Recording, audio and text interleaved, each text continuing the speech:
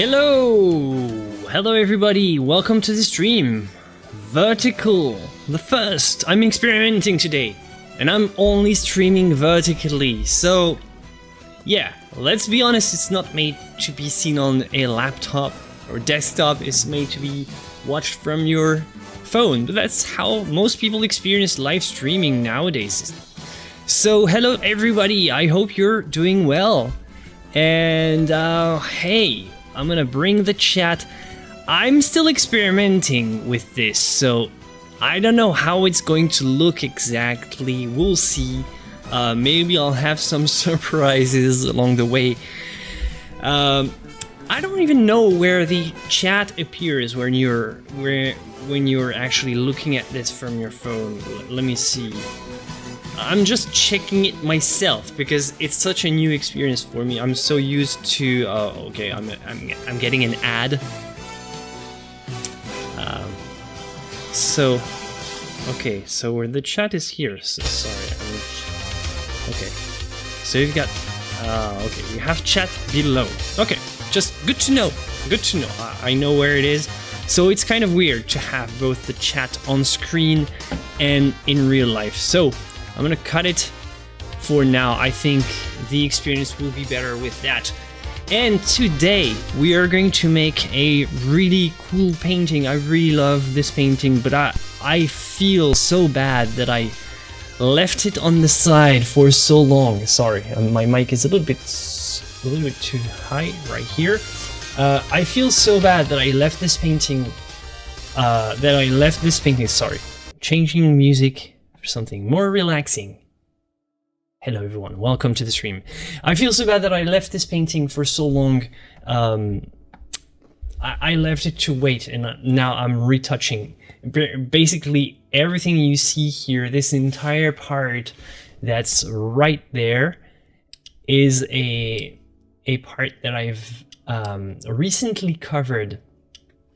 So I covered this entire thing with underpainting white, toned with a little bit of blue like the background, so to cover it and make a complete retouching.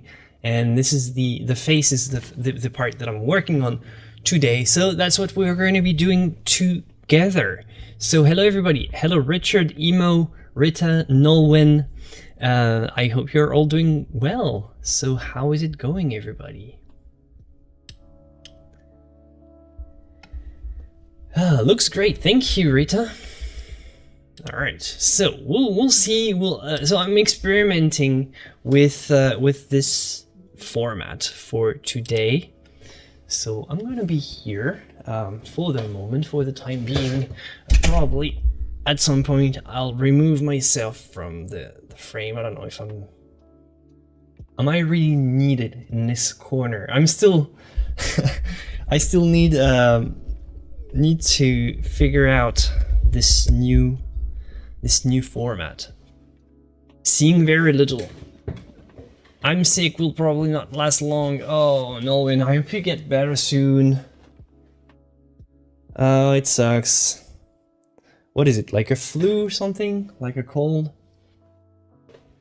Yeah, it really sucks. Okay, so yeah. Today is going to be about, we're going to be talking about mixing strategies for artists, for oil painting, regarding the layering, and especially, I think, like, I don't know, working on this painting today made me think that everything starts from the preparation of your surface.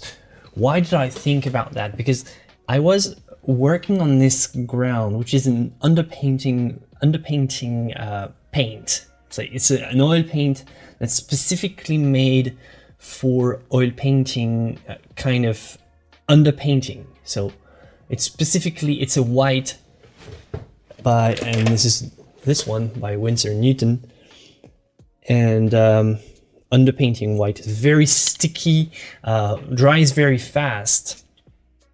And this white is so because there was another figure underneath in a different position. So if I wanted to paint over it, it was impossible for me to gesso again, right? Because gesso, well, acrylic gesso at least, gesso is acrylic, and you're not supposed to put any sort of new gesso on top, so it's only paint. But sometimes, so you can technically, let's say I'm unhappy with whatever, let's say I'm unhappy with this part, I can paint on top of it directly like that. If I have enough, focus to remember where my lines are, you can basically just take your brush and then change everything just right on top of it. Like oil paint can always be painted over if it's other oil, right? But in this case, it was just too disturbing. Sometimes, like, let's say you want to just slightly move the face and change the face and just make it slightly more on the left. It's going to be very disturbing to have a previously painted face and you have to paint over it, like straight up. So what you want to do is cover it with this type of stuff. Normally white is a very poor, like titanium white. It's not the best pigment for underpainting because it dries slowly. But this one is pretty good actually, and I think that working on this surface made me realize, like, working on this surface actually created the perfect sort of drag of the brush, and I think that this is quite an essential part of the painting experience. And yeah, I experienced that because when I didn't think that I would enjoy painting on this kind of underpainting white so much.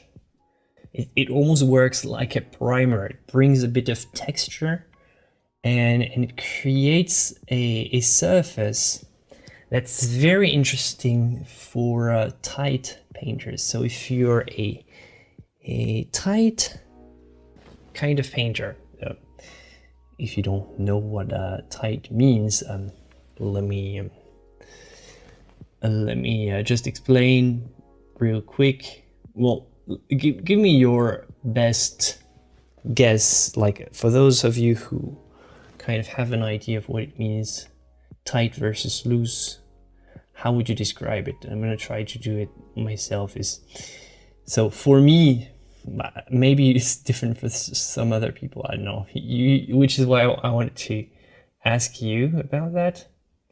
For me, tight is when you want to make most of the brush marks disappear. Sorry, I need to put it back on.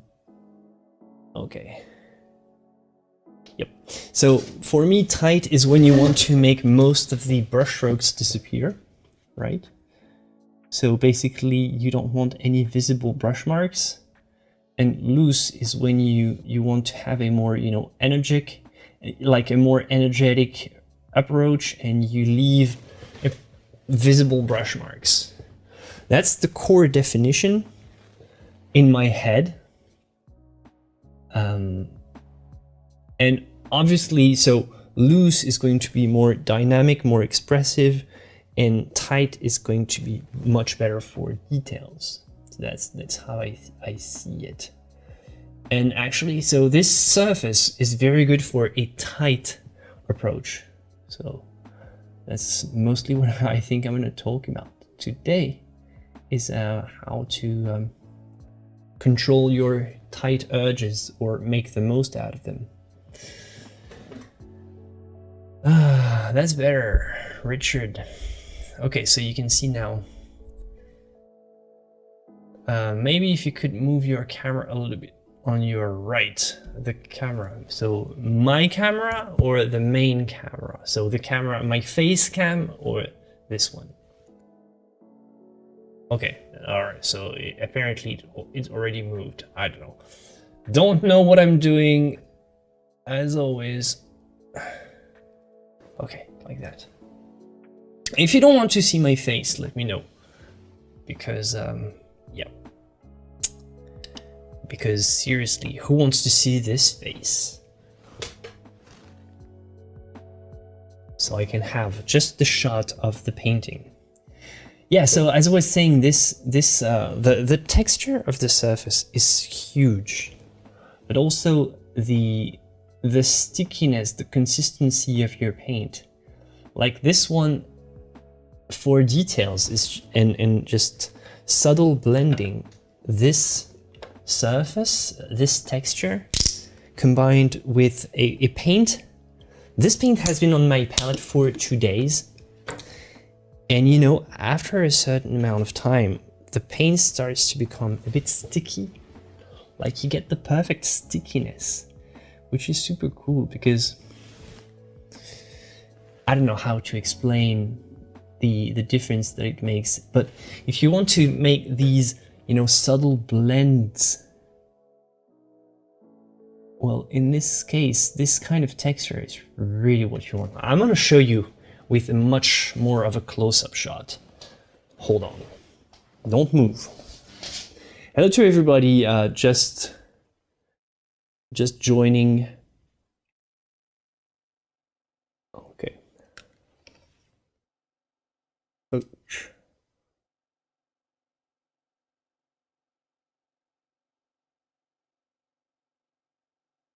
Okay. Now I'm gonna focus a bit. I'll be there in a minute. I'm sorry, guys.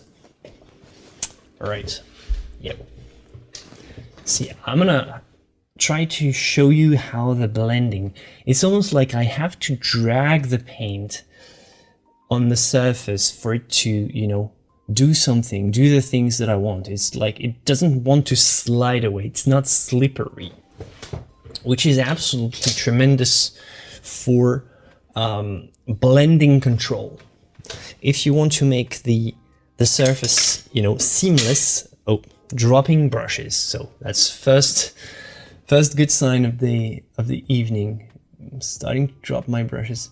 But if you want to make the surface, you know, seamless, this kind of semi-sticky paint and sort of draggy surface, kind of rough, not rough, but like, you know, not slippery surface. You want the surface to be not slippery. And you get a perfect blending combo for, you know, painting in the spirits of, you know, the tight artists of the past, like the Bouguereau. Who would you say is an example of a tight, you know, master? Maybe Vermeer. Who else? Like most of the academic painters. And I know that it's more trendy to be more like, you know, kind of Sargent-like, which is also extremely cool. But if it's your thing, it's your thing.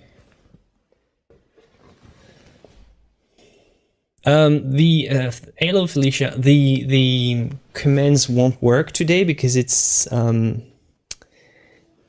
only I don't know how to make the commands for vertical streaming, so sorry about that. But I can take a screenshot for you if you want. I'll put it in the Discord manually. What's your medium? So my medium is just sand oil and mineral spirits. So very simple medium. Kind of thick, a little syrupy if you let it, you know, sit on the palette for a couple hours. So I don't know about this medium, but when you just use it, it feels like it slides around a lot, almost not like liquid, but you know, it's very slippery, it's very fluid. And if you let it sit a day, like if the drying time of your pigments allow it, then the next day it kind of becomes like, you know, more honey-like and syrupy, and it sort of drags the brush, which helps you preserve, you know, these, you know, subtle textures like that. What I wanted to know, like, let me know something, chat, because I don't know how YouTube works in vertical. If you pinch out like that, can you zoom in, like from your phone, from the view that you have right now? Let me know. Can you zoom in, like manually? Can you pinch out, or pinch in, I guess, with your, you know, with your fingers? Is it a thing? I wanted a screenshot in the beginning and the end. I forget where you started. Okay. Yeah, sorry. All the commands are not activated for this.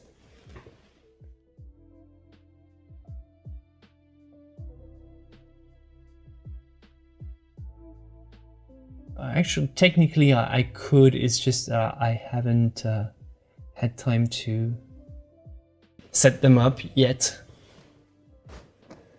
Sadhu, do you use calcium carbonate? No, I don't do that. Sun thickened linseed oil is good, you know, but like nowadays we have stand oil, so I don't really see a reason why I would need sun thickened. Hold on, where is my model? Okay, yeah, here. I was grabbing for my model.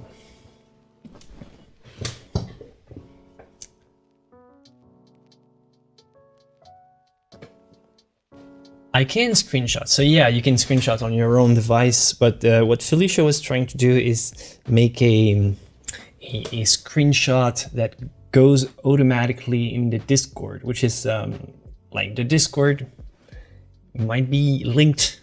I don't know how it works in vertical, if you see the same type of description or anything, but the Discord is our community where we share our, you know, moments from this community. And usually they're like when I stream normally, so if you don't know, if you've just joined, I normally stream twice a week in the horizontal position. And apparently it's very strange with YouTube. It's like this stream right here that we're doing is not exactly the same type of content for YouTube than what I do when I stream horizontally. So for some reason they don't like, I have to make two of those if I want to do both. It's not the same, right? So, and everything seems to be working differently, because apparently it's more linked to the shorts and not the regular feed. So yeah, whatever. So everything is different. So I have to relearn everything from coming from horizontal streaming to vertical. I'm not saying that I'm gonna stay here. I'm just experimenting for today. And I'm not gonna lie, I'm gonna go with whatever has the best numbers, so we'll see. But how did you get there? Let me know. How did you get there with did you get there from notifications? Are you notification squad, or did you randomly stumble upon us and discovered this from the shorts feed? Because I don't know, I've been in the shorts recently and I never found streaming vertically on YouTube so far. Thank you, Spleens. Just joined and this looks amazing. Scrolling through shorts. Okay, so you did join from shorts. I can zoom in. I'm liking the vertical. Helps focus on the piece. I kind of like it as well, like the setting up the cameras with the vertical, it's actually kind of good. It's actually good, even though, you know, I have two screens on my computer, so I have one which is vertical and one that's horizontal. So even from if I was watching a vertical stream from my computer, I would still really like it because my vertical stream is actually very cool, and I really like I really like watching vertical videos. It's weird. On my, I have it's a monitor, but I have turned it in the vertical position in a portrait mode. And it actually, whenever I have like, whenever I want to watch vertical videos, it's actually very, very enjoyable, which is weird. I didn't think I would enjoy vertical videos on my laptop. I thought, yeah, it's only for my phone or tablet or whatever. I don't have a tablet, so only for my phone. But yeah, no, actually, I've enjoyed. I have enjoyed using vertical video, even on my computer. But I have a, you know, a fancy streamer vertical setup.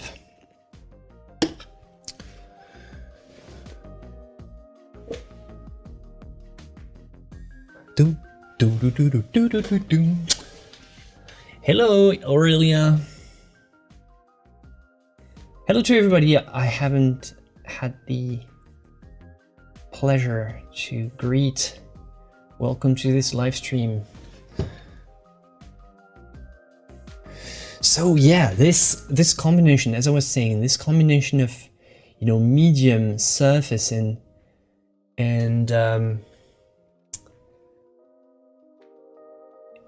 you know, letting the paint dry on the palette for a couple hours or a couple, like a half a day, something like that. It's like it creates a paint that's near almost full sticky, but not quite. And this, like, there is a very, very short window where the paint is actually very, very optimal for subtle blending and super tight painting.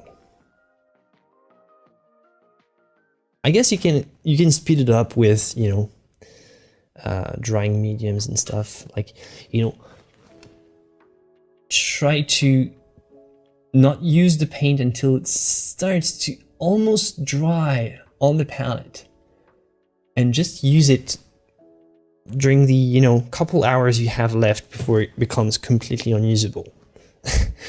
There is a short window of opportunity there, and it's crazy. It's crazy. You would think you want the paint to be always the same, but like the paint, it's when you're painting as slow as I am, it actually dries on the palette and it changes the entire course of the, you know, the rest of the painting. It's super interesting. Strange, I can't see anything. Vertical screen only uses about a third of usable space. Yes, if you're using a horizontal monitor. Of course.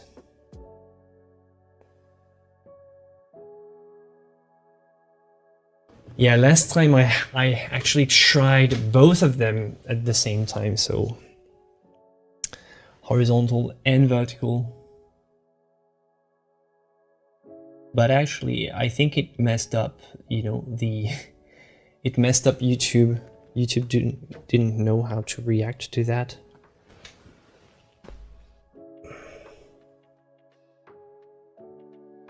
I saw you while scrolling on shorts. You're such a great artist. Thank you, Vex. Thank you. I think I could maybe add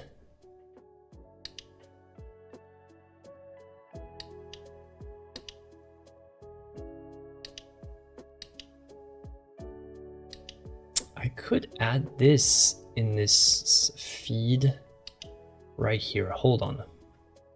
I'm gonna try to improve the quality of your viewing experience right now, live. I would like to highlight comments here, but I have everything I need to do that. Hopefully it doesn't crash my OBS. Okay. So let's see. Hey brother, love from India. Okay, good. Well, I can highlight now. Look at this. Maybe I should put the highlight here. Just right below my name like that. I'm curious, do most of your viewers watch on phone? I don't know.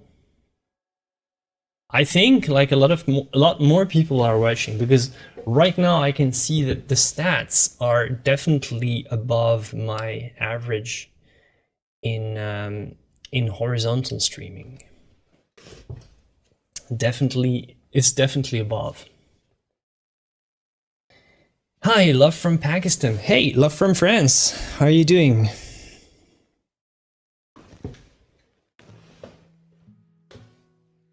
Hi from Frankfurt, Germany. Hello, Germany. Hallo, wie geht's?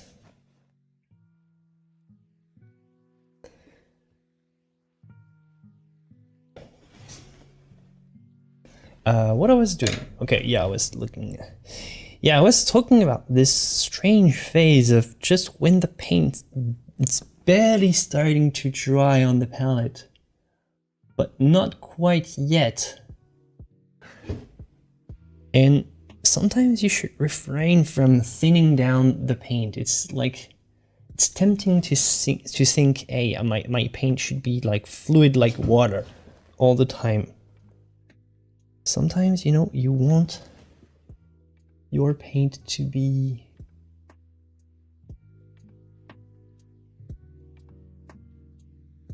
just a bit more, you want the paint to drag a bit. If you want to make this very polished blending where you don't see the brush marks, if you want to do that. Because of course, like not everybody is up for that. And yeah, as I said, we talked about that, like how the kind of sergeant-like approach is more, trendy and fashionable. But in a way, tight versus loose, it's not like you have the option to change or switch styles or,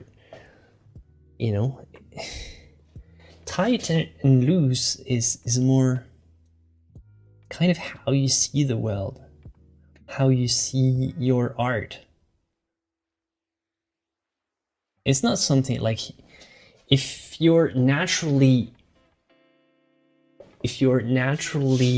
attracted to details, you're most likely not going to be a loose painter and paint in a very sergeant-like manner. And not all artists are attracted to details, so it really depends on the way you see the world.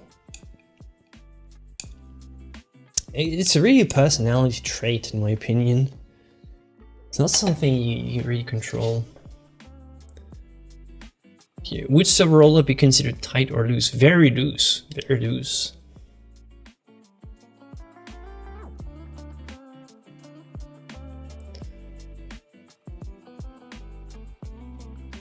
I have a question for us. Is it oil painting method interesting? Yeah, it depends. If you find it interesting, it is. But if you want to paint without visible brush marks, it will be.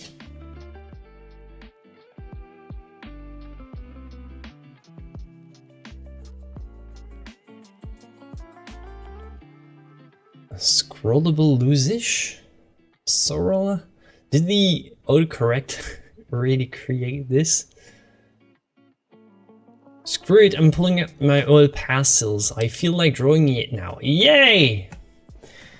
That's cool, Spleens. I hope you have fun with your oil pastels. Can you believe that I never actually tried oil pastels in my entire life? I don't know, never had the occasion. Soft pastels, yeah, but never oil pastels.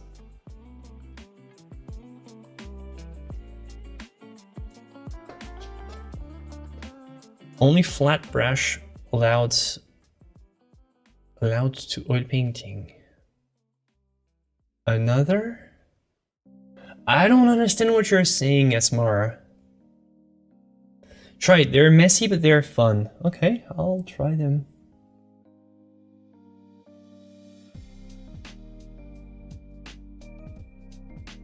So why they don't tell me to not look at details?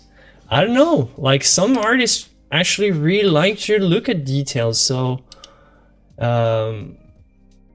why don't they tell me not? Why do they okay, I don't know. So if I want to get my art to another level, go to details. It's really a matter of, like, this is aesthetic choice, really. Like, you want to paint details or not. Like, some artists are really not interested, so it doesn't matter for them. But whoever is saying, yeah, good oil painting should be done like, you know, like Sargent. Yes, but not only. Like, look at Vermeer, look at painters with like intricate details. Look at Hieronymus Bosch. Incredible, crazy details. Look at Dali, for example, with tons of very tightly painted details all over the place. Like, it's really a matter of like choice. So yeah, well, if details are interesting to you, you'll just know.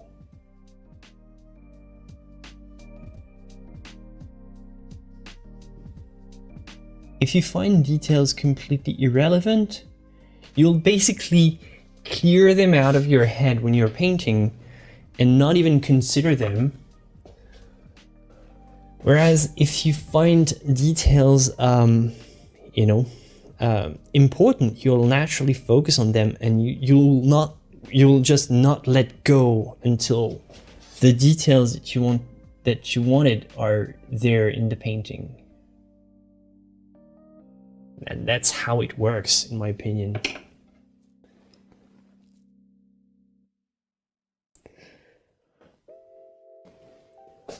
So I have to play with the cutters, and I'm gonna make the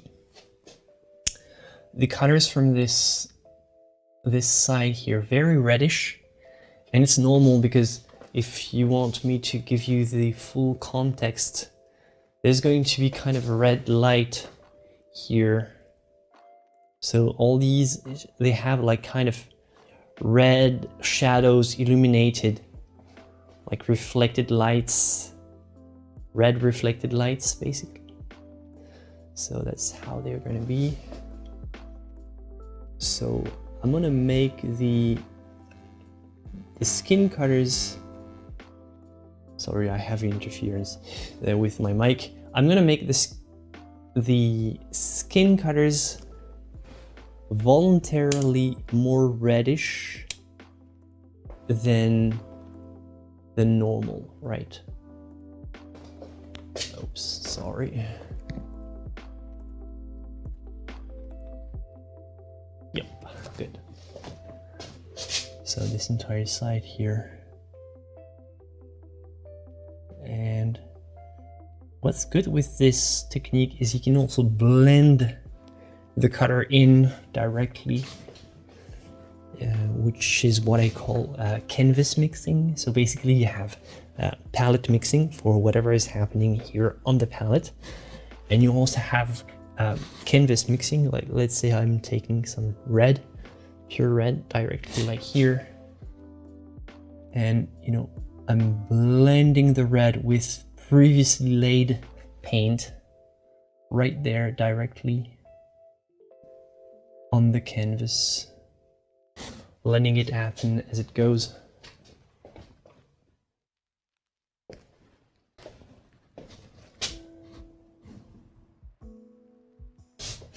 Directly on the canvas. So that's pretty cool also with this kind of consistency.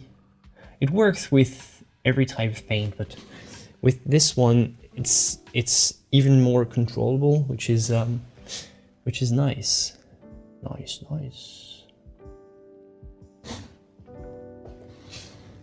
Thank you for Goatee.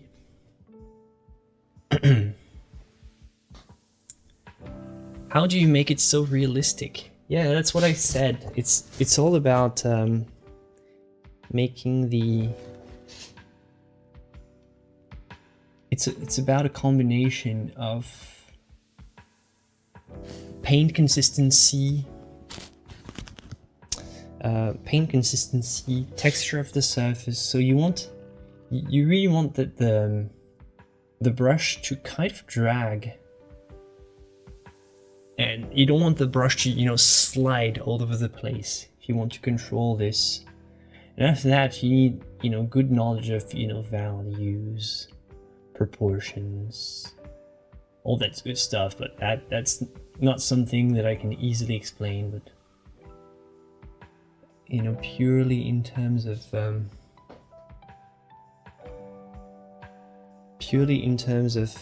brush handling technique, that's how I would explain.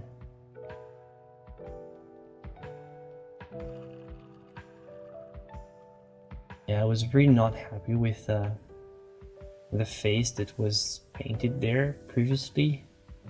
So if you weren't there, this is all a retouched area. There was actually another painting below here, another face, a different face, different position, different body position. So I changed it all. I don't know, let me know one thing, because I'm still so new to vertical streaming on YouTube. Can you scroll back?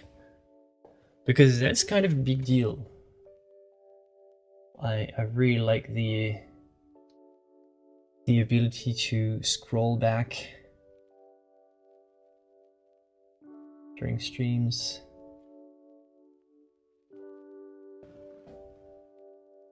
Yes, you can scroll back. Thank you, Felicia. Nice.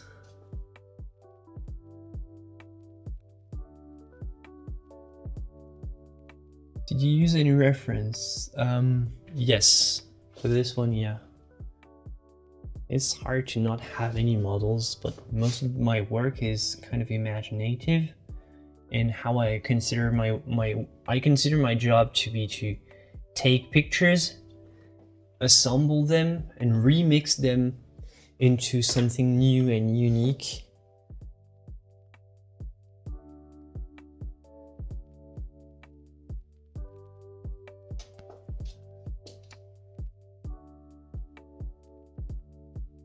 Watching on my iPad, and I have the regular layout so I can scroll back on chat. Nice. Okay, that's good. That's good. I think it's really one of the key things that makes YouTube streaming so much more enjoyable. It's the replay, rewind, like direct rewind function. I don't know how to call it, this function. You know, the fact that you can scroll back while watching the stream and then go back to the live. This is huge.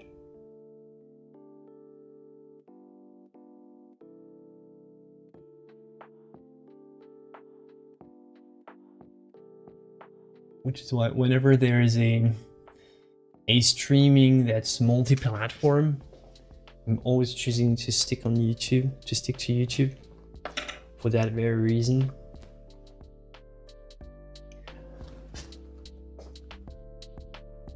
Any motivation lines with young artists?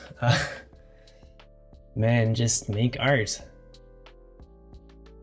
What matters is that you make art and you think later. There's something that I often say is, you know the you know how they say shoot first, think later, like in the action movies, like the, you know, the kind of catchphrase of action movies like Schwarzenegger here.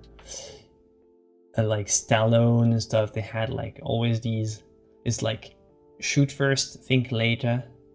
Well, with you as a young artist, it's like make art first, think later. Like, don't try to think about making a career out of your art and just becoming a professional and getting money, and like make art.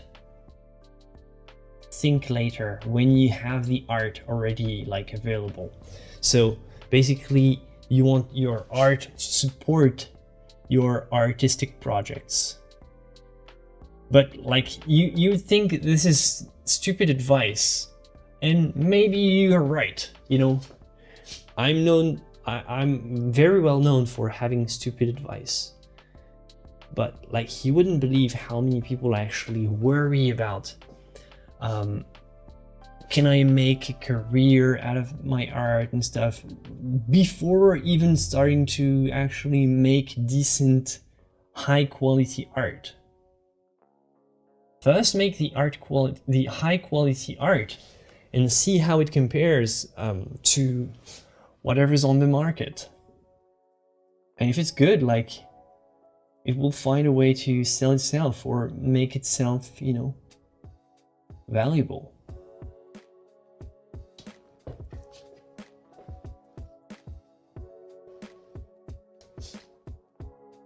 Is it possible to have several layers of glazing? I'm a digital painter. Yes, it's possible to have several layers of glazing, but the only thing you need to keep in mind is the more layers you add, the more light it removes. Like stacking up filters, like, you know, gel filters, like, you know, the I don't have any here, but the gel filters that you put on lights in the cinemas. You don't anymore because they have LEDs, but you know what I'm talking about. And the more you stack up, the less light can go through, and the darker it gets. But yes, it is possible. Should it be your, you know, strategy? I don't think it should.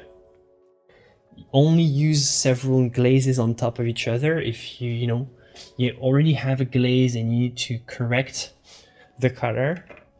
But don't think that, oh, I'm gonna make it my main core strategy for colors is I'm gonna paint a grisaille and then stack up, like, you know, a yellow glaze, then a blue glaze, and ta-da, I'm gonna get green. Now, this shouldn't be how you see it, right? You should try to get the right.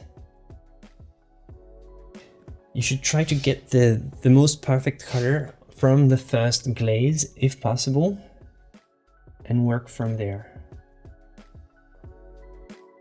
Because it's a risky strategy to think about adding many glazes if we're talking about coloring glazes.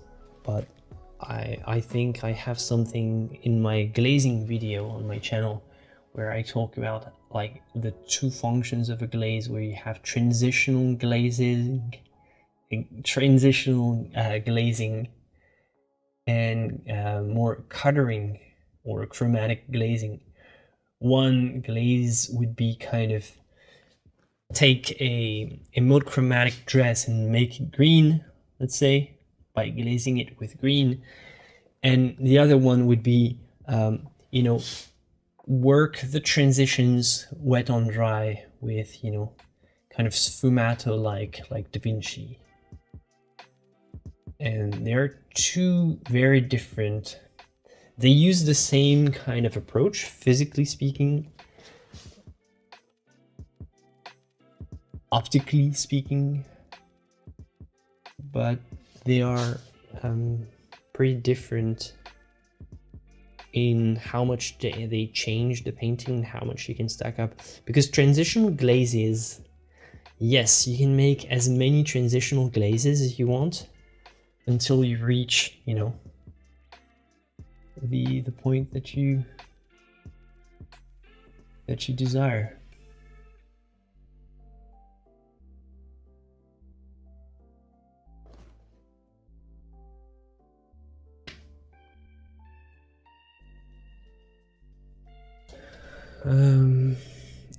If I want to use gouache paints, do I have to put glazing or just in some points? I'm not familiar with glazing with gouache, so...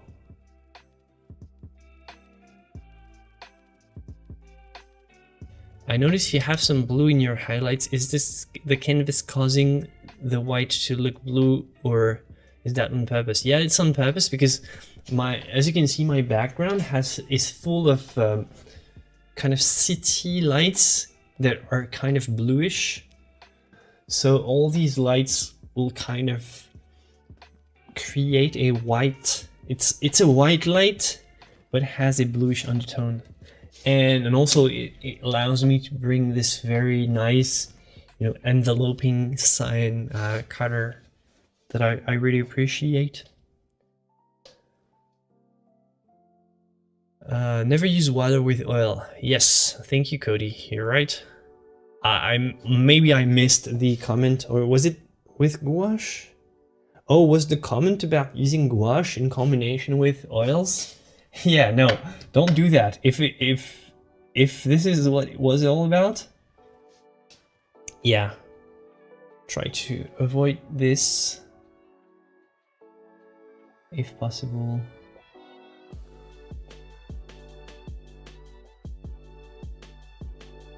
So that's only okay with acrylic. Yes, Melly. It's only okay with acrylics if the acrylic is below and the oil is on top. Because basically the oil needs, you know, a lot of curing time. It needs dioxygen, and it dries. It doesn't dry like once and then it's done. Like, because it's not like the oil evaporates. It's a chemical reaction and it needs dioxygen, so it needs to breathe. If you cover oil with an acrylic layer, it's going to seal the surface and prevent the oxygen from entering. And also the oil is not going to allow the acrylics to stick, so it's going to flake. So two different things, but like it's a big no-no in this case. The oil dries. It doesn't dry actually. It's not drying. It's curing. It's a polymerization. It's a chemical reaction, and it happens very slowly over time, like over almost centuries. So people like an oil painting slowly, you know, changes in its physical structure as it cross-links.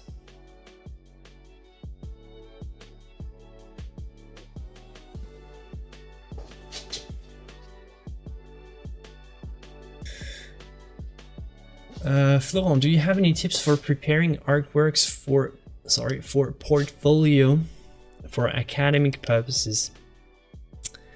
Any tips? None outside of make the best art that you can, but I know it's kind of a lame it's kind of a lame tip though. No, I don't really have anything. Like, I'm not even sure how you prepare that. I didn't go to school or anything, so I don't know.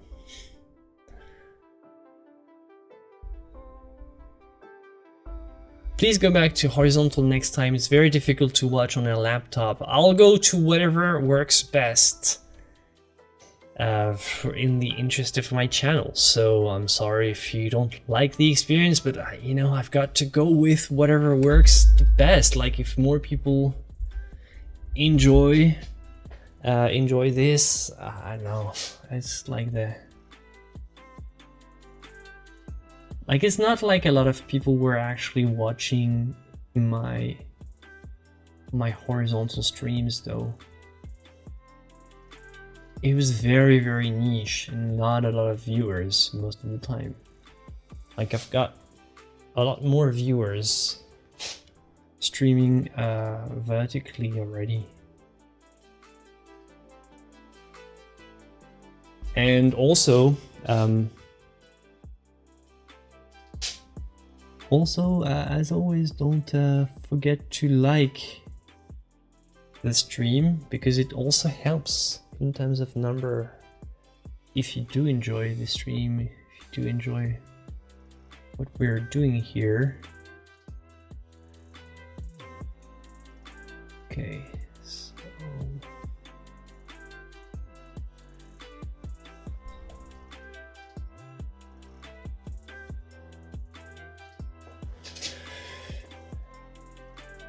oil paint dries by oxidation and acrylic paint by evaporation. Exactly.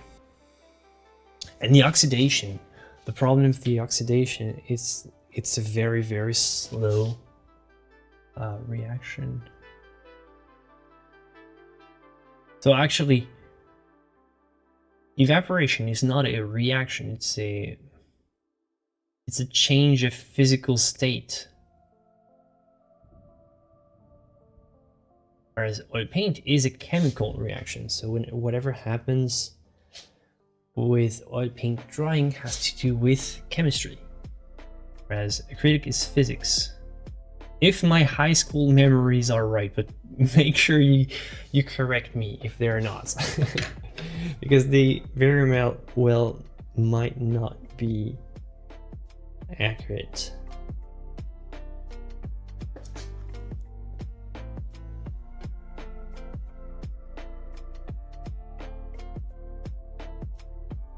Maybe they don't even do the kind of a separation like that between chemistry and physics.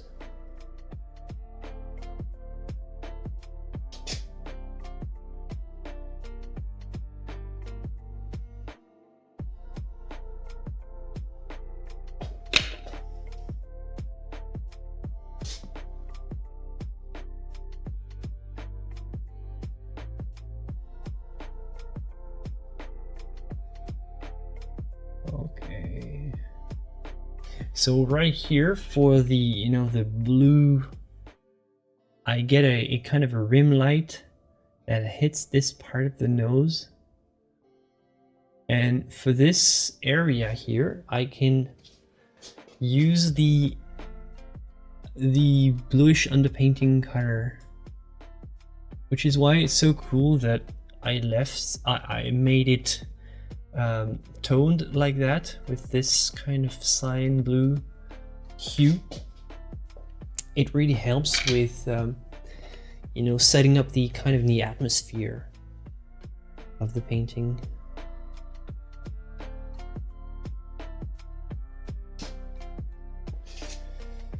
What kind of brush do you recommend for acrylics? Yeah, I'm not good enough at acrylics for any recommendations, so whoever is more into acrylics than me, because I'm not proficient at all, so I wouldn't dare to suggest anything.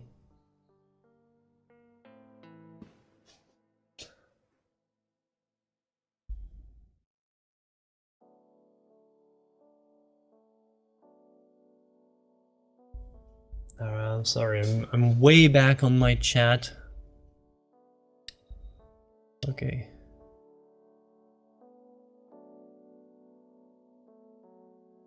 How do you use any powder with your oil? You take some drying, like making oil paint is really simple.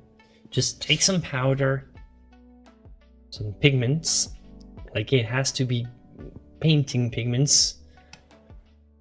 But technically you can oil paint with anything. It's not gonna make a good color, or it's not gonna last. And it takes a drying oil. You have linseed oil, safflower oil, poppy seed oil, walnut oil. Choose the one you prefer, linseed oil, and you just grind with a little molder. And there you go, you have oil paint. Not as easy as it sounds, because if you do it by hand, it can have lots of, crumbs, and not crumbs, but it might not be very smooth. That's what I mean if you do it by hand. Mortar and pestle, it's more like a flat version of the mortar and pestle. Hold on. I'm gonna go back and just make a little explanation on that. Hold on.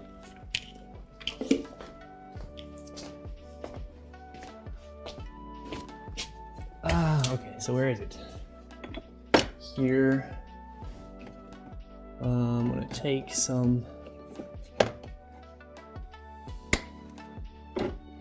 linseed oil. All right, let's do this.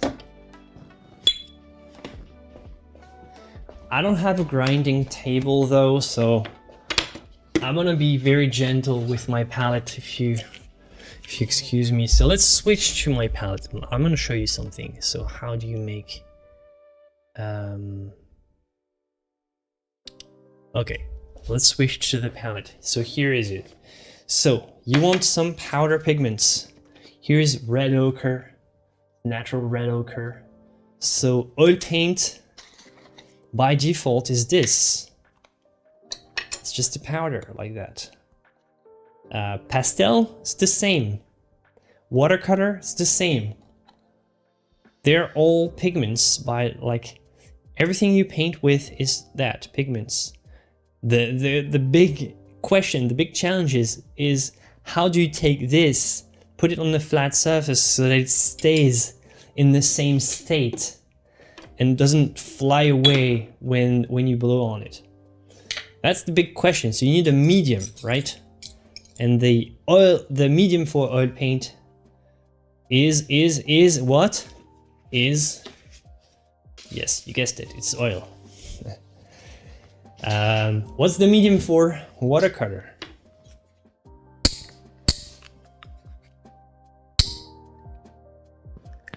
The medium for watercolor is water, but the problem if you only add water is that it doesn't stick together. So you can try to paint with just raw pigments and water, but it will not stick to the surface. So you need a binder in your medium. You need a binder in your medium, and the binder for watercolor is arabic gum, arabic gum, call it however you want. With oil, the good thing is you can add a cicative oil, which is an oil that will naturally dry with over time. So I'm using linseed oil, and you add a bit of linseed oil, and basically with that here, your modder, your hand modder, you'll just, so first I would need to make everything wet, and what you want to do is, I'm gonna be very gentle because oh, this is way too much, man. I'm gonna be very gentle with my glass palette, or I'll break it live for your entertainment. I don't want to do that. So you mix that. Oh man, now I need more pigments. I'm not gonna waste too much.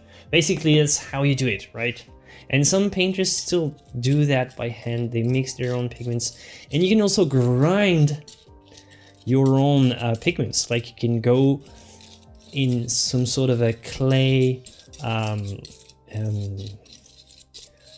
mine, or clay site, a site where you can find some ochre, for example, and you grind it, and you can get pretty much that if you find red earth in your area, and then you grind it finely like that, because it's full of little, like, you know, nuggets of powder that you don't want. Let me try to put it closer.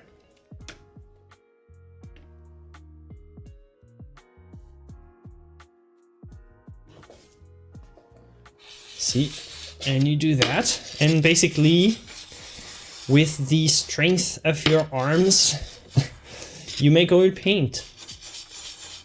But actually it does take longer than what I've just done here, because right now it's still very coarse. It's not fine at all.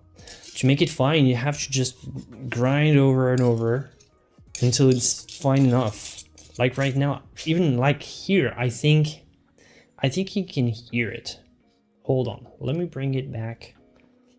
If I take my mic closer, you can hear how coarse it is. Ah, listen to that. Can you hear that?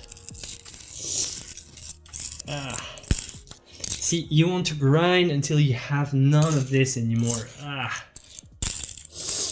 This will just send your brushes in just a couple hours. So you want to really grind your paint until it's nice and fluid.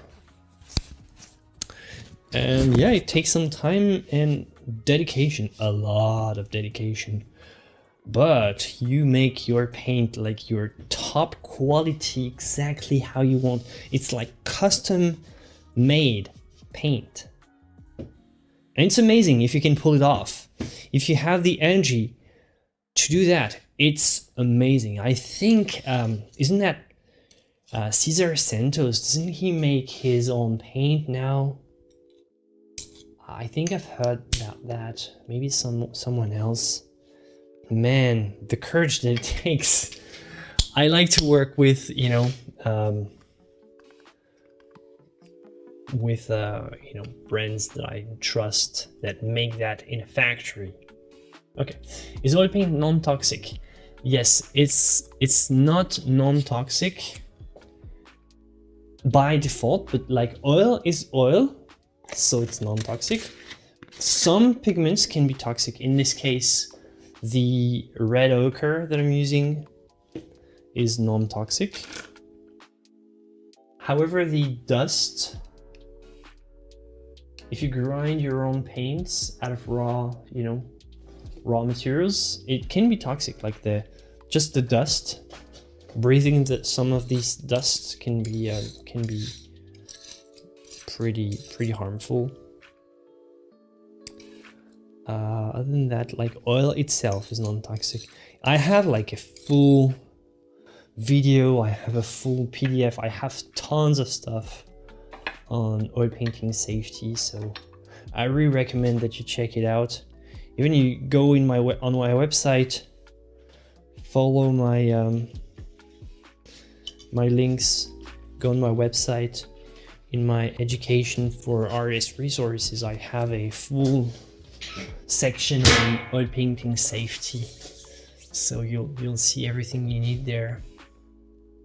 So yeah, cadmium is also toxic, if I'm not mistaken. Yeah, you're not mistaken. Every heavy metal, like heavy metal, it's toxic. You don't want to breathe or ingest any of that, which is why lead is banned in most places. Why we don't have a lead white anymore? Ah, lead white. So yeah, lead white. So many people tell me about lead white every time I talk about white, and I have to explain why I use this disgusting thing that is titanium white.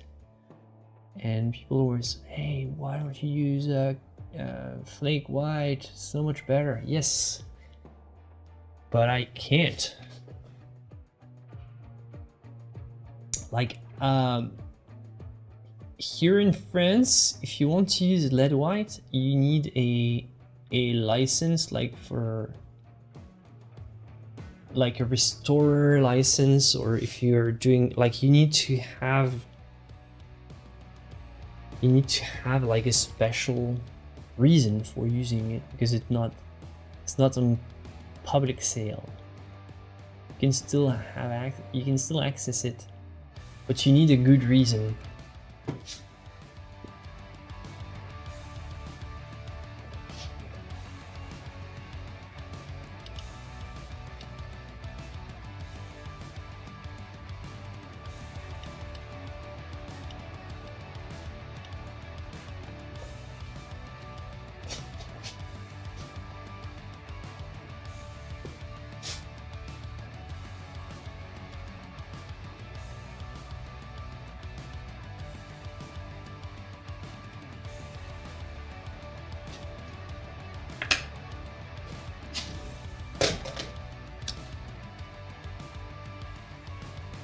see a lot of articles denouncing site size method. I thought it really helped with training your eye. Yeah, training your eye. It's possible that a lot of people are frustrated with the method. If you stick around with the method, you clearly have not understood. Yeah, understood the method.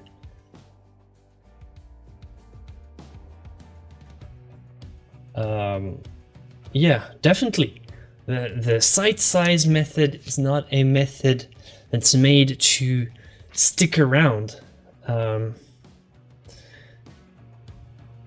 It's more something that you do to learn. And like once you have learned and trained your eye as much as you could, then pretty much you're free to go.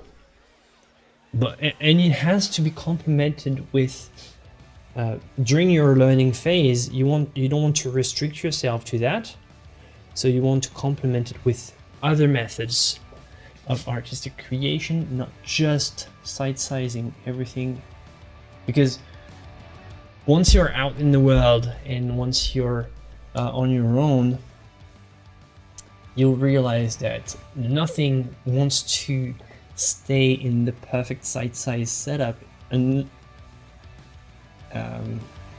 outside of, you know, just a still life. So whenever you want to paint something real,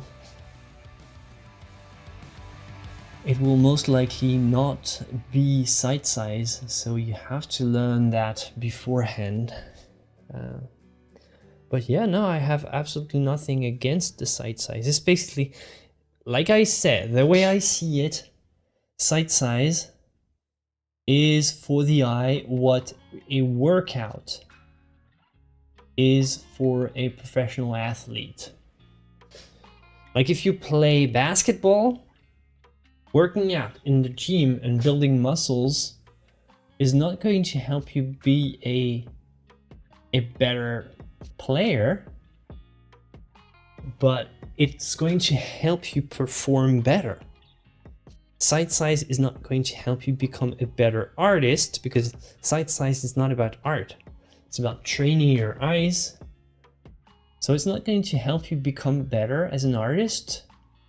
It's actually going to suck the art out of you.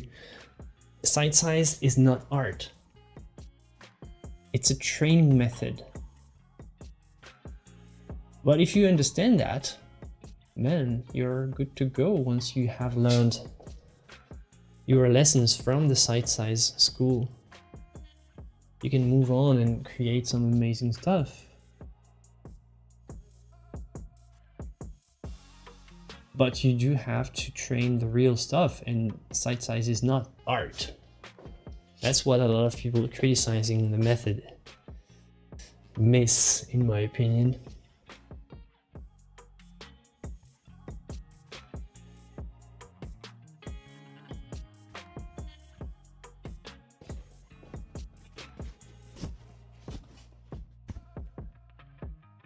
What about chemical-itis method? I don't know about that.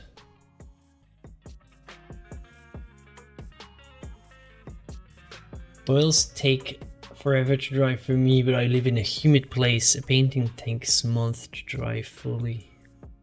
Yeah. It also has to do with the temperature. Yeah, and it changes a lot during the winter, because my studio is not heated very much, and during the winter the paintings, they take a lot longer to dry, and during the summer sometimes just leave your palette for a couple hours and it's unusable. Yep.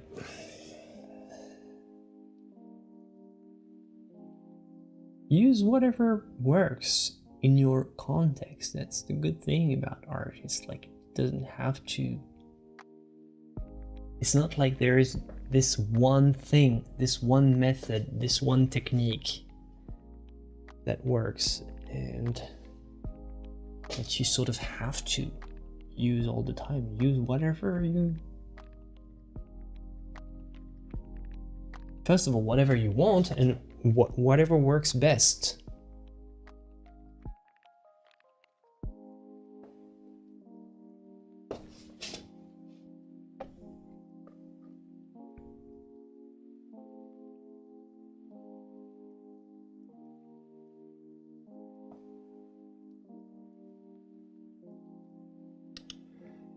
I'm doing a painting. Oh, good. Interesting question. I'm doing a painting from an old photo of two girls in bed, struggling with the eyes in the mirror. They look like black holes. How do you paint small dark eyes? So how do you paint small dark eyes is like you focus on the shape of the entire eye socket. Look at what I'm doing here on the palette. Instead of trying to do the details, you will try to work the shape of the entire shadow shape of the eye and work something like that. See, create like, you know, the shape of the entire eye socket and create almost an abstract shape. I don't know if you can see what I'm doing. Actually, let me bring back. See, when you're in the distance, you want zero detail, and you just do that. Just try to follow the shape, try to be very abstract. And if you look here, I have more or less the shape of an eye. And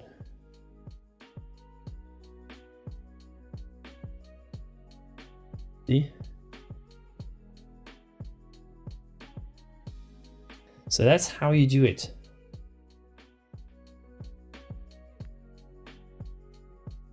And you don't do like the little details, the little what, the little no, just shadow shape. Once you have the shadow shape figured out, then, well, in this case you can bring more details if needed. Like you can, you know, take a little, let's say, a little bit of gray like here, and take a touch of gray, and then you can, you know, try to bring small elements to kind of indicate where the eyes are looking at. But you want to be very, very careful not to draw, you know, like that. Like this wouldn't work. Right, so that's how I would see it. It's my recommendation.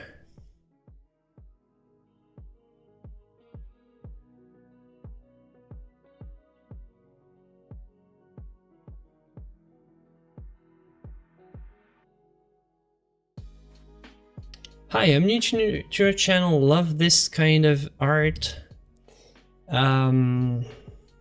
How can I learn this? Well, you can just subscribe to my channel and you'll find tons of tutorials about oil painting, how to paint, how to mix colors, how to paint, you know, portraits, stuff like that.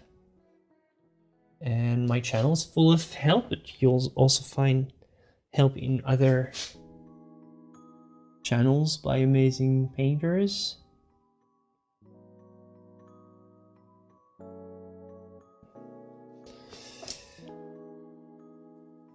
And yeah, and then after that, just grab some paints, grab some gear.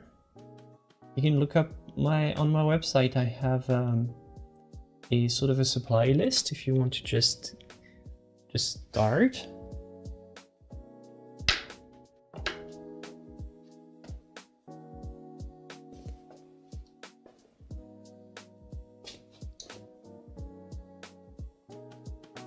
I also have a little starter guide on, you know, oil painting, safety, you know, good precautions, stuff like that, you know. And after that, just have fun, experiment, and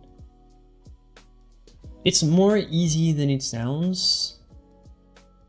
Like sometimes oil paint, it appears to a lot of people as this, you know, very scary thing. Oh, oil paint is so difficult and all. It's actually very simple. But just like everything, it's just like it does take a bit of, you know, supply to start with. So it's there's an initial investment of, you know, time, resources, energy, initial investment of frustration as well, because it's not easy to begin anything. So, but in terms of painting per se, it's certainly one of the easiest painting mediums. Like, it's not, I'm not sure that acrylics is easier. In fact, I'm pretty certain that acrylics are more difficult to paint this kind of art right here, figurative, like this kind of painting. I would struggle way more with acrylics. I can guarantee that.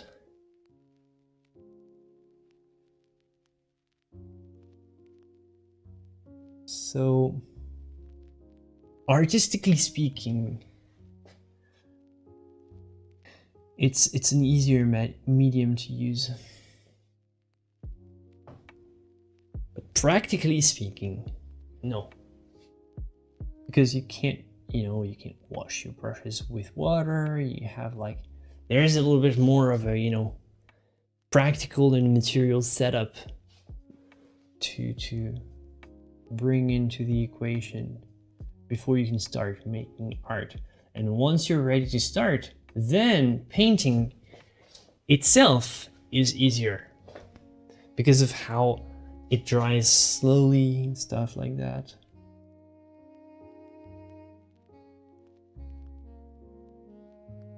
Alright, so I'm gonna try to, it's funny how I'm working. I'm not working with consistent, you know, tiling. I really want to try to work on this approach that goes, you know, from top to bottom, covering everything evenly. I find it cool, but nah, I'm not good at this.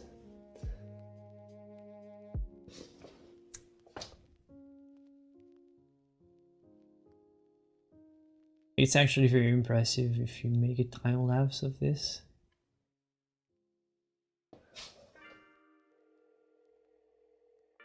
Thickly applied titanium white can definitely take forever to dry, even to the touch. Yeah, definitely. Definitely. Which is why for this, when I had to cover this area here to do the paint over, I used a sort of a special fast drying titanium white. Winsor Newton underpainting white in this case, but and yeah, it does take forever. There is this white also is very good. This is my go-to white, but this is more my painting white. Michael Harding titanium white with linseed oil. So a linseed oil makes the white dry faster. Why don't they all put linseed oil to make white paint tubes? And why only Michael Harding makes them? I don't know, but Michael Harding's make this one very good. So for the first layers, the initial layers, this white is a beast, dries fast, and also have a sapphire oil for the upper layer. So this one by Michael Harding as well will dry on top for the finishing layers. And yeah, most of the times they don't put white in linseed. I give you the answer. They don't put the white in linseed as a binder because linseed has a tendency to yellow. But if the paint is handmade, like Michael Harding's, if it's made with care,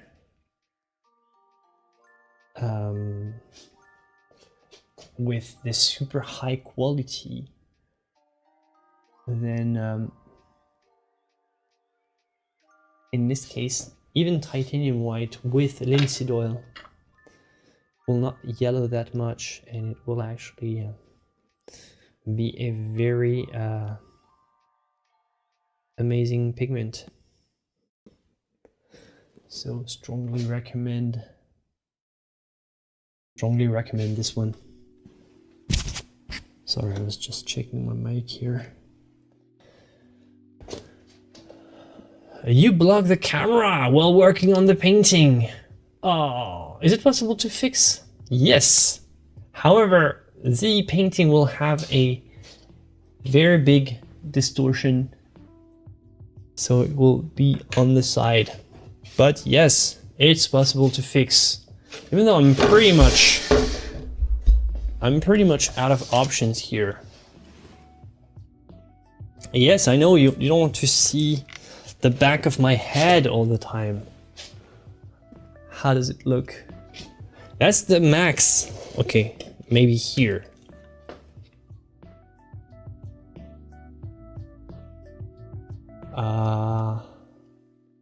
Okay, that's the maximum.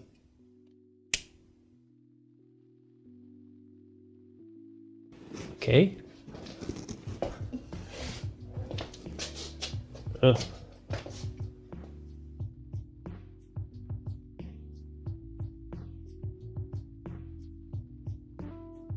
Okay, hold on.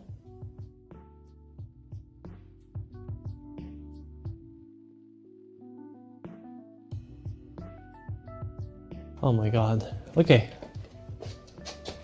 All right, now. You know, I'm always going to have my face in the frame because that's the secret. The secret of painting is put your face in front of the painting and look intensely at what you're doing and focus on what you're painting. And this is how you make good paintings. And if you're like me, you have a stupid camera in your way and you have to juggle with several cameras. Yeah, I do I see what you're talking about. I do put my face in the frame all the time. It's like I don't have an option. Like I said, the surgery to dig a hole in the back of my head is just too expensive. But I'm really hoping to save enough money. If enough people just become members, I'll probably have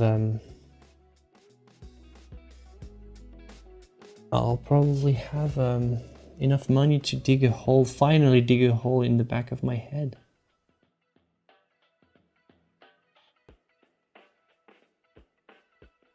And solve this issue once and for all. Alright, I guess the issue will be to have the good alignment of the hole, because, well, the hole is turned sideways, so we can't see through the hole. Come on, guys, I had a hole in the back of my head for you, and you're still complaining. Yes, we are. That's why I love you guys.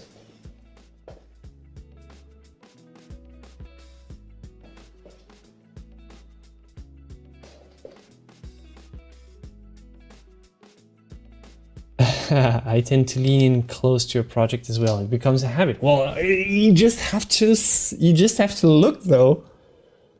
Oh god, it's, yeah. Well, I have to say, like, let's say for the background here, probably, I'm pretty sure that whenever I was painting this background, I was just standing very far from my canvas. But this is much more loose, and you know, you can be like that and, you know, make the big gesture and stand like at arm's length like that. But when I'm painting a face, I like to get in and, you know, be more personal with my subject. And look more carefully. Focus. Focus, focus, focus.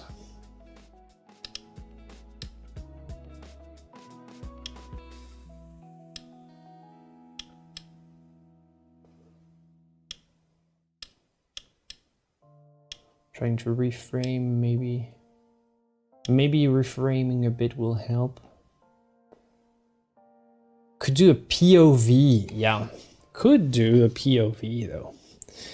Well, it would be very sickening, I guess. It would be like, let's see what I can do with this webcam here. I have a webcam. Can try to turn it into a POV of sorts. See how it goes. I've got to take it out of the mess behind my computer first.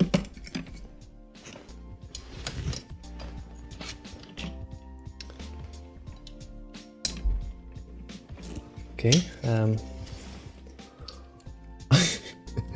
I don't think the wire will help.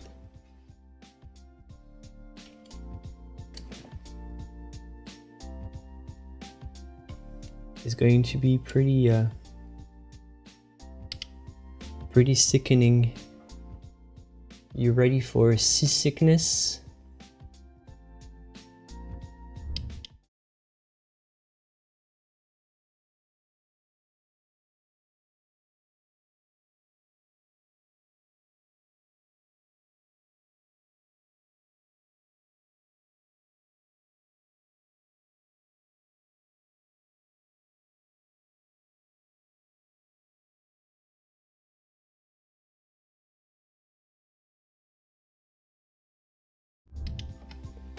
Okay, so this is POV. I can't make this stick on my head. Maybe like here?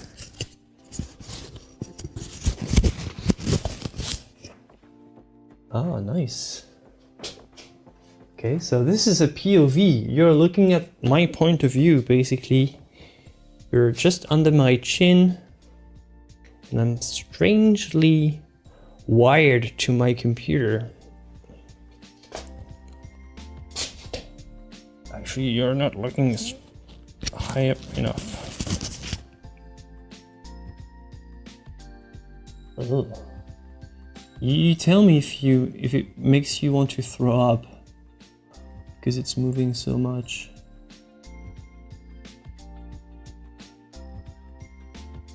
I have to hold steady pretty much for this phase. I'm doing the lips. Okay, how does the POV sound?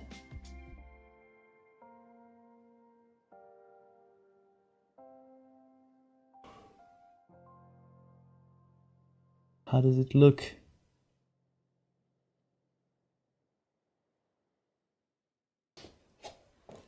I don't see much actually. Flo, what about the art challenge? Please and thanks. Love your paintings. The art challenge is... Are we past the deadlines?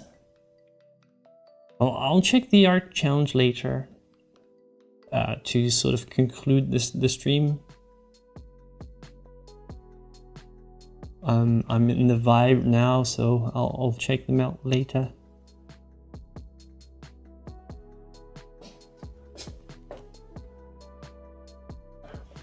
Okay. I'll try to shape back this side of the face.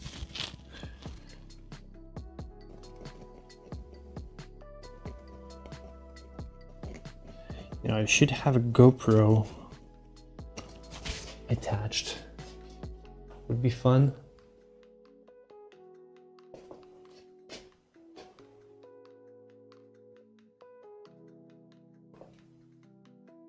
This is absolutely POV-ish.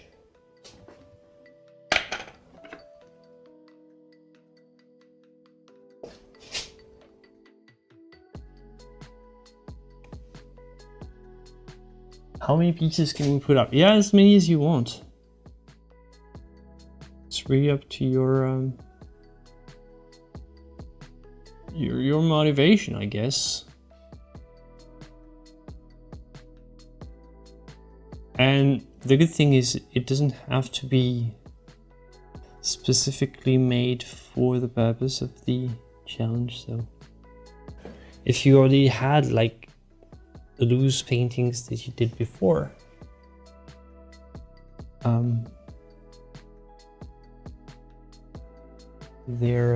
they can be used.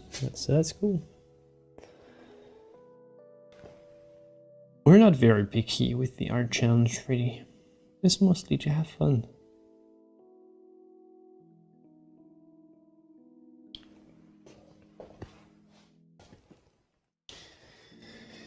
Oh, whoa. It's actually pretty intense to have this POV experience. How about a VR?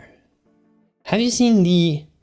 How about the who create this horror? Is that Apple? Like the Apple Googles or something like that? Apple Watch? Not Apple Watch, but you know, like glasses that you put on your face, but like you see through them and you look like a dystopian nightmare in the streets. Is that Apple? I'm pretty sure it's Apple.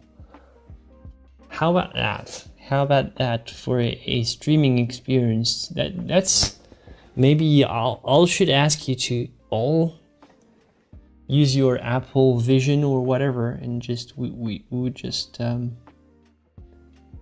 you'll just embark in an experience that would be exactly what I see. Actually, look at that. Actually, I had this revelation. The Apple Vision, like the Google sets that you put on your eyes like that, would be perfect because apparently you see through. So basically what you see is a camera. You see, like, it puts a camera in front of your eyes for some reason. But it would be perfect to have the don't put your face in front of the painting ever again. And it would be just perfect like that. It would hold, like I'm holding it right over my eyes right now. So it would basically give you the perfect POV. Perfect POV. So yeah, but I'm gonna need way more members and super chats before I can afford this monstrosity of a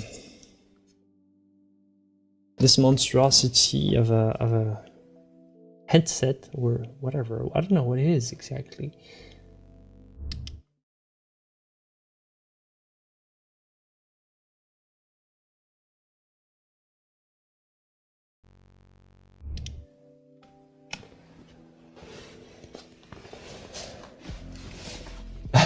Devising a plan. Yeah, but have you seen those? Like people in the streets walking with those goggles like that, looking like it is really looking dystopian. I have no other word.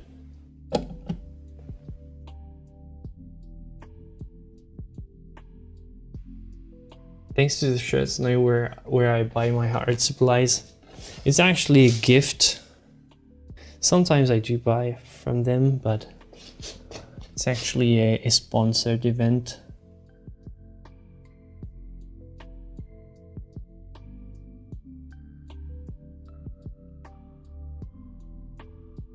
It's an apron actually. And this one is I have another apron, but this one is more practical because it's a better fit for me.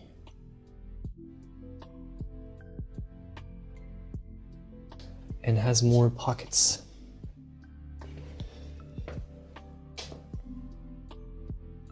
Look at that, I'm always at the end of the tiling. Because with this method, it's almost like tiling small bits of a painting like that.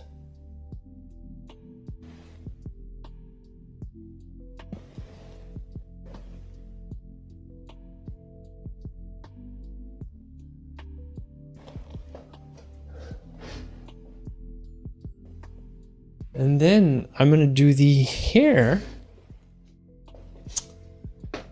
And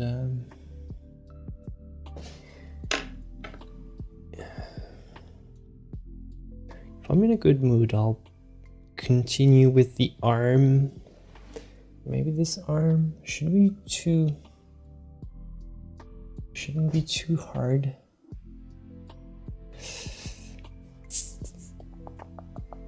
Nope, too light. Too light. Sometimes it's not about bringing a lot of paint, it's just about dragging what you already have on the side. So I'm picking the paint that I have on the sides here and just dragging it. I have very little on my brush. Just slowly dragging it and just spreading it.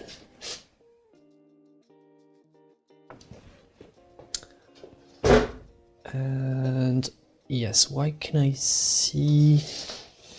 So I'm gonna use this brush to kind of polish things out. Here, for example. I'm blending dry, which is blending without adding adding paint. And here I'm blending full.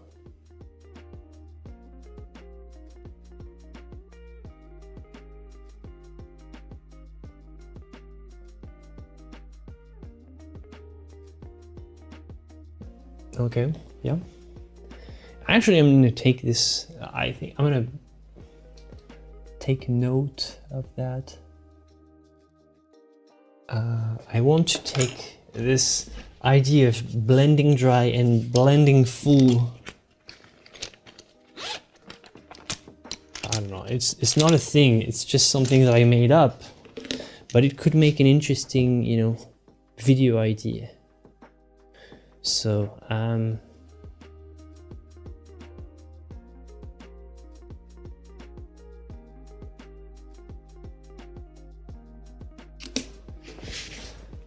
so I'm gonna take note because there are some cool things to say about that, about blending.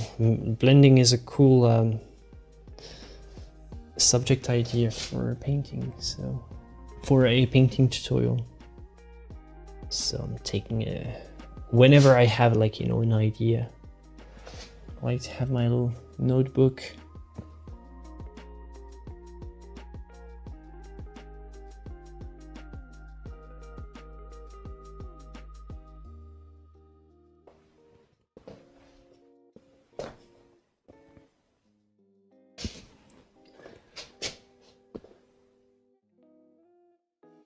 Thank you, Spooky Pun.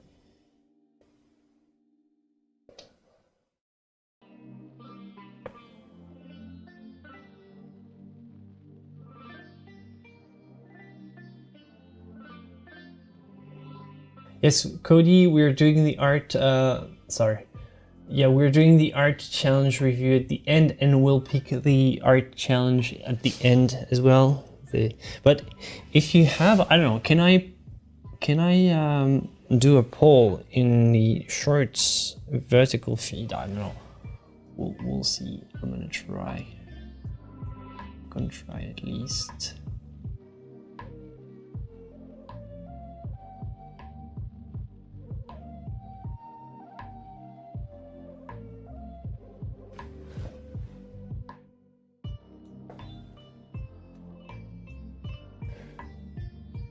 Okay.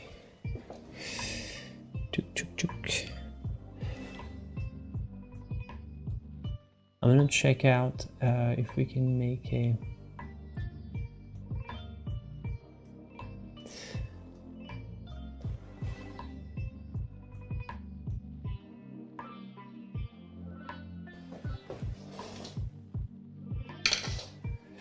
Yeah, you know what? Let's do art. Let's do the art challenge reviews right now. Actually, let's do that. This way we can go with the. I'm gonna use this as a little break, and when I'm done doing this, I'll go back to the painting, finish the hair, and finish what I have to finish. So here we are. I'm gonna remove this. Let me set this up.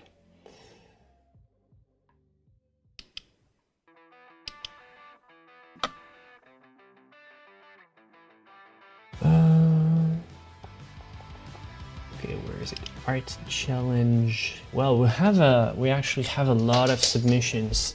So yeah, let's do this. Let's do this. The art challenge of loose brushwork or loose painting. I don't remember exactly what the title was, but this is how we do. So if you don't know, well, let me how does it appear? Okay, yeah. So if you don't know about the Discord, we have a Discord with challenges, and this was our challenge of the the week of the moment, and here we are, Waverly Wanderer, Cold Sunshine Eye Mouth. So basically the idea is just whatever goes, anything goes, as long as it has loose brushwork, which is something that I'm almost incapable of. Not incapable, but well, you saw what I do, right? You saw this. It's not loose at all, but I have some loose areas here and there, but I like to try to alternate with loose and like tight on the main focus areas and loose on the backgrounds and unimportant like on the sides basically. But this was only loose brushwork. So late to the game, painting hands, drawing hands. Loose brushwork with what? Soft pastels? So is it brushwork if it's pastel though? This one with a nice pun. Hope not to lose at chess, but look at that, how thick, and juicy, like you can see the paste. I don't know how it appears on your phone, but you really can see the paint. You can almost, smell the linseed oil from that. Very, very thick. Oh, I love this goat. I love the little, super interesting, the pink under painting. Like, I'm not super, like, the loose brushwork is definitely there, but really what I find super catchy is this Barbie pink underpainting. It's crazy. It works. I really like it. It's very energetic. What is it? Like magenta? What is it? This painting here, this paint. So really cool. Loose painting by Felicia. Really cool. I like the atmosphere and the wind and like I think this works really well. It kind of creates a blur, almost like a motion blur. Really interesting. Good job. Some photo I've wanted to paint and hoped that staying loose would let the teal morning light through. Purposely didn't. Sorry, I'm pretty sure you can't read that.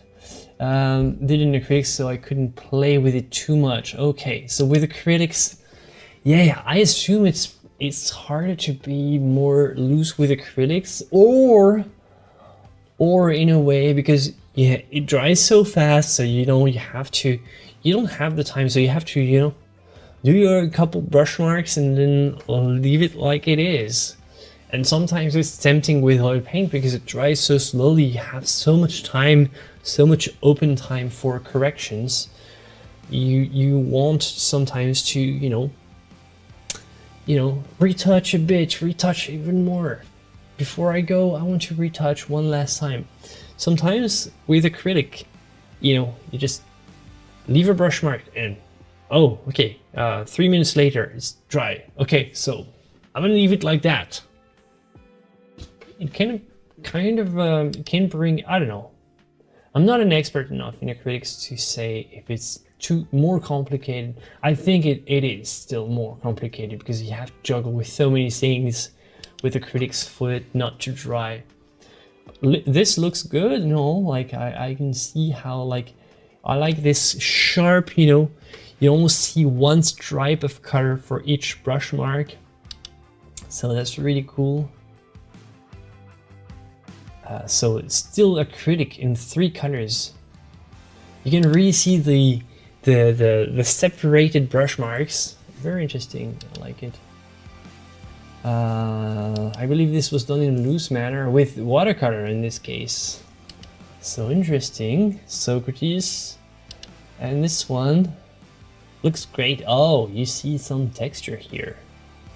Very interesting little study here. Huh.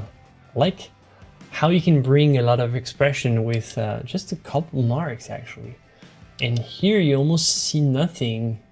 Oh my god, it's almost abstract. Almost abstraction. Look at that. Huh. Huh. It's borderline abstraction in this case. Funny.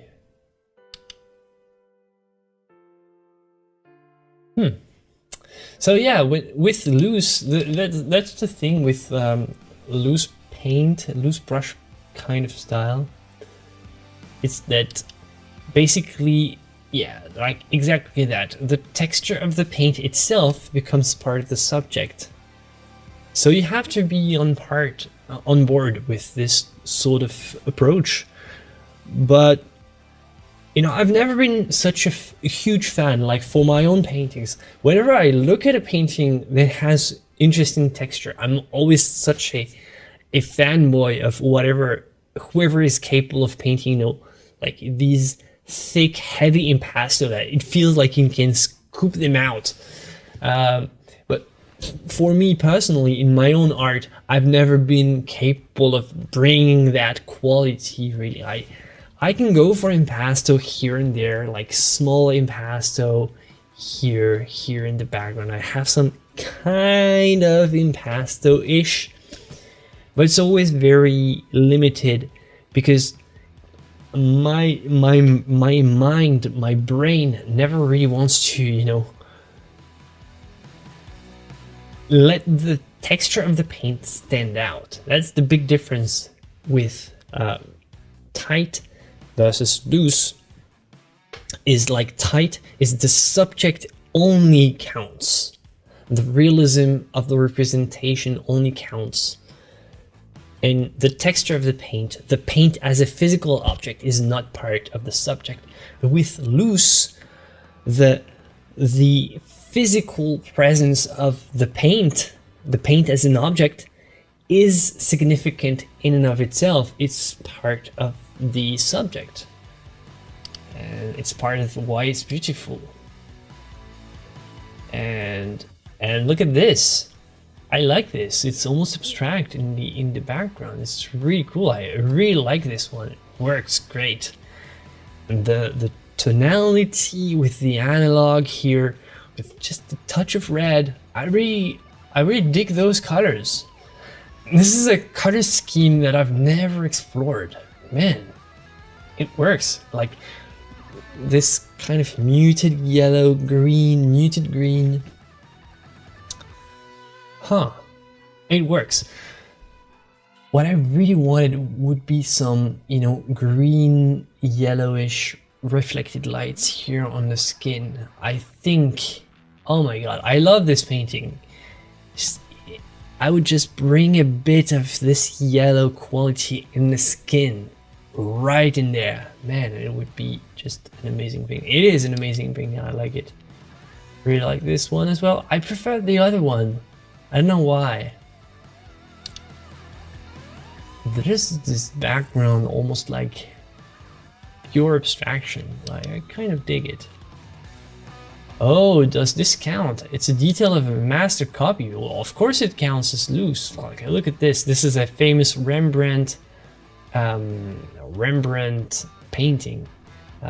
Yeah, I've seen this one master copied on YouTube, I think. Yeah, Rembrandt, definitely a huge inspiration if you're into this type of stuff. Is this loose? Nah, it's not loose. It's not loose if you see lines here. So yeah, it doesn't count. Like, you have like clear demarcations of the clouds, so this wouldn't be loose.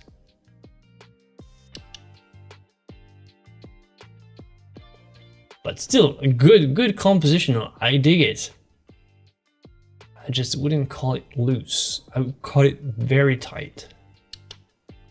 But whatever. It's not like, it's more for fun. We don't care.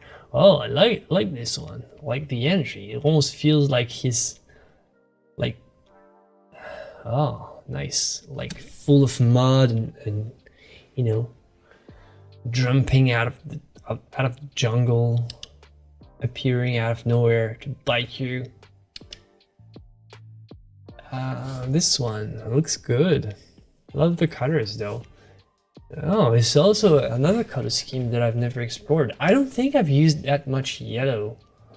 Like, you know, this very lemon yellow. Makes me think.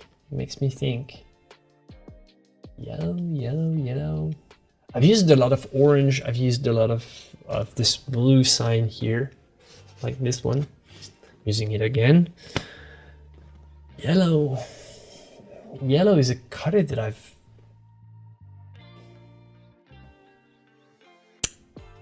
I have neglected for a while, I have to say. Very inspiring. I loved scrolling through. It's inspiring. Seth, definitely not my best work, but it's loose. Like, oh my god, it's almost like an abstract Lord of the Ring fan art. Semi-abstract. I think it looks very cool, actually. It looks very like it's full of flame, you know, like the kind of stuff, like you're seeing the scene, you're actually next to Gandalf here, almost crossing the bridge, like, oh, no, technically you're on the other side of the bridge, because run, you fools, but, and you know, like, it's like it's burning hot, and it's like the air is full of, you know, heat, and you're kind of pulling your eyes like that, and this is how you would see the scene, by just almost, you know, trying to cover your eyes.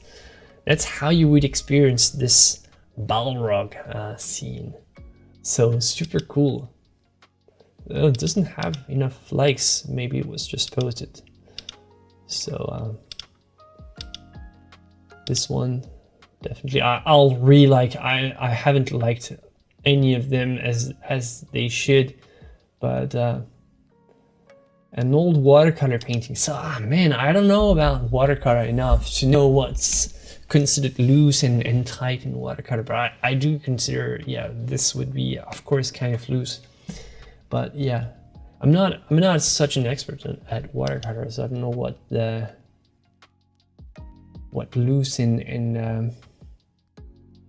what loose is in watercolor. It's more like kind of oil painting lingo. Well, it's how we learned about it. And this is Cody. Cody, definitely huge, very loose painter, full on brush strokes, extravaganza, impasto frenzy with Cody.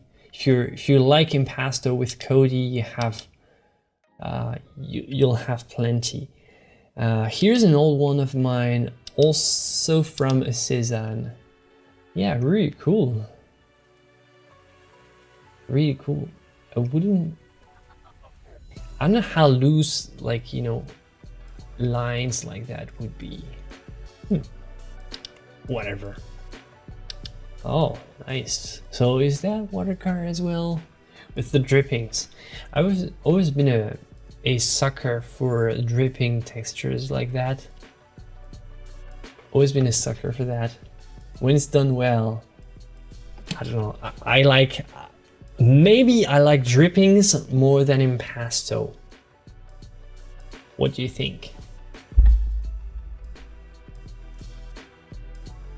Well, yes, you're loose. Like loose means you're not, you know, holding back on brush strokes. Like you're not trying to hold on. You're not trying to soften the brush strokes until they're not visible anymore, like I did here. So yeah, definitely. What else? What else do we have? So is that another watercolor, I guess? Definitely. We have a Billie Eilish. Very good. It's still loading. I don't know why it's loading so poorly today. Great painting. Very tight though. So it's a definitely join the club. I'm on this club here. But extremely tight. But this is exactly the definition of tight. But that's cool. That's cool and all. Great painting. But that's if you are looking for an example of tight, this would be tight. And loose, like, let me know, like the best definition of loose would be that, or something like that, you know, or something, you know, like that. And this, when you have a highly rendered, highly detailed, this would be tight. So yeah, that's cool as a sort of a parallel. Great painting. In the making, mixed media. What is that? I can't even guess what it is. What method is this? Mixed media. That's super cool, emo. That's awesome. Wow, that's cool. So, good people of the internet, what will be the next create a poll? So, I'm waiting for your ideas. So, what would be the next challenge? All right, I'm ready. So, I'll pick the first 4 ideas. And I'll do skipped over cut. Did I skip over cut? I did see Kurt Cobain. I thought I reviewed it. Whatever. I'm in the poll. I'm writing the poll, so I have to. Oh, drippings. Nice. I like this idea for this year. So drippy paintings. So drippings in general. Drippings. Okay, nice. I like this. Modern still life. Oh, you mean it's... Oh no. That would be cool if the actual canvas was all that and it was a still life of a canvas in a still life.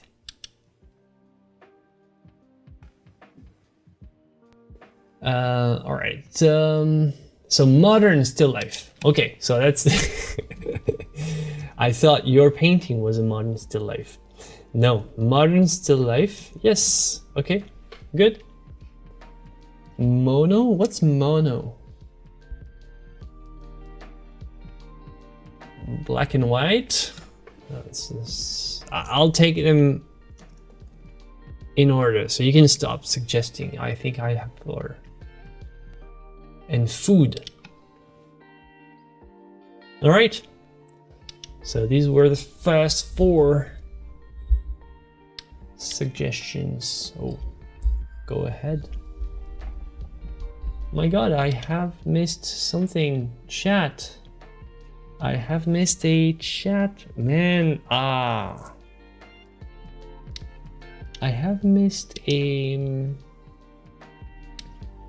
Gina. Oh my god, I'm sorry Gina, I totally missed your super chat. Gina Abado, thank you very much for the $10 super chat. I missed it. I'm sorry. I have to make sure I reconfigure my verticals so I receive alerts. But GG's to Gina. I know how I missed it. There's maybe a super sticker. All right. Thank you, Gina. Anyway, thank you for the super sticker. I can't find it again. Oh man, I missed it. I'm so sorry, but hey. All right, I can't vote. It's unfair. It's unfair. Can't vote. Made with Posca. Okay, nice. So I'll take the time to like all of these. All right, back to the canvas, my friends. Back to the canvas. Yeah, I've got to finish this hair.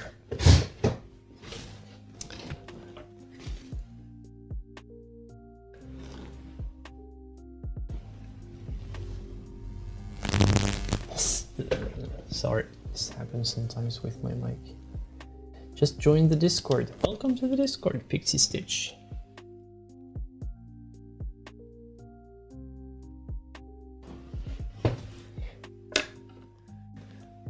Welcome, welcome.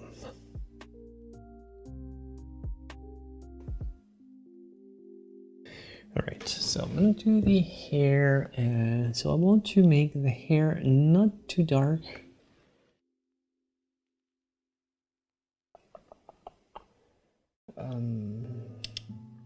But not too light either, so I'm gonna try to make this kind of a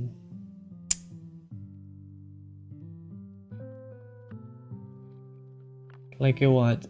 Hazelnut color? Would you say that for hair? Auburn? Is that auburn? Whatever color I'm working on right now. Don't know what it's called, but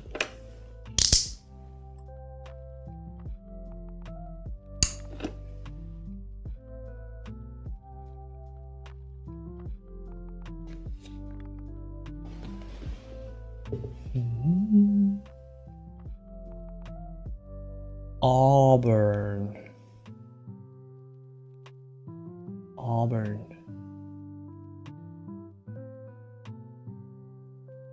Pour some maple syrup. Is maple syrup good for your hair, actually? Auburn. I don't know, maple syrup sounds like well, I prefer to have it in my plate than on my head.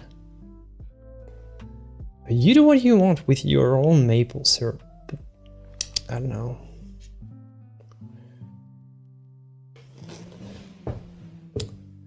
Okay.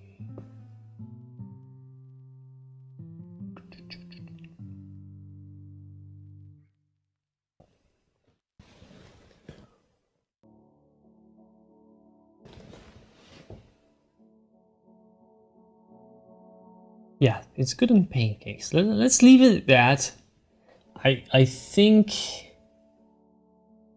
it's good enough.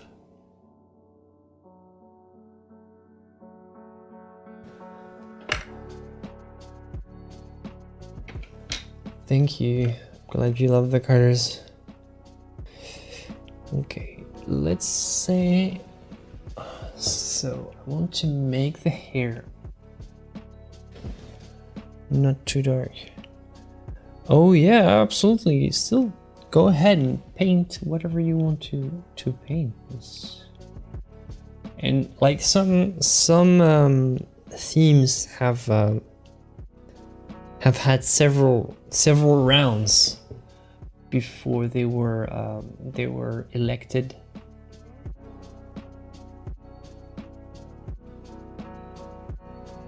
So sometimes it does take a little bit of patience.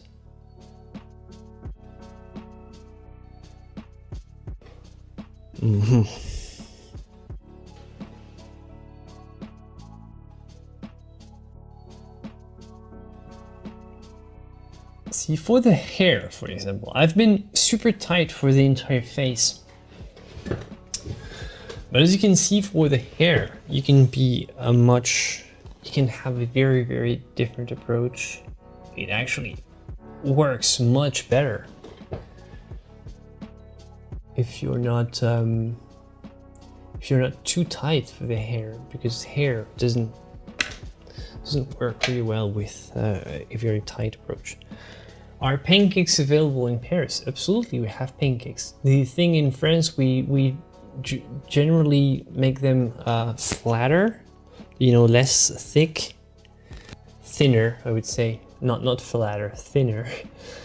And we generally don't put maple syrup. It's not something we have really, maple syrup. Well, we import some, you know, here and there, but mostly for what we call crêpes, so pancakes. Crepes are not really like pancakes. It's not the same. We also have pancakes, like we call that, like you guys in North America. But mostly we do them with we mostly use sugar and butter instead of maple syrup, or you know, like chocolate spread. Like mostly in France we have Nutella. I don't know, is not Nutella famous in North America? Maybe, I don't know.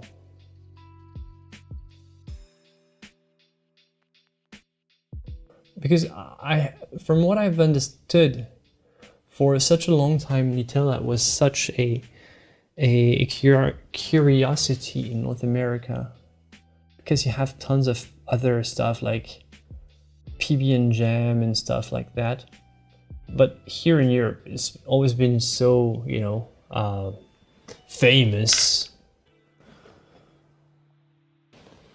But and now I think it's becoming more and more well known in North America. But here in Europe, it's always been like the #1 thing that you would put on waffles, crepe, like or pancakes if you want.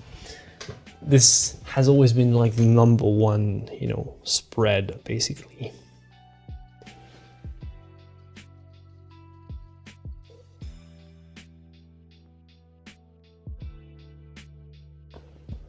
Chocolate chip pancakes? How do you like do the chocolate chips are in the paste?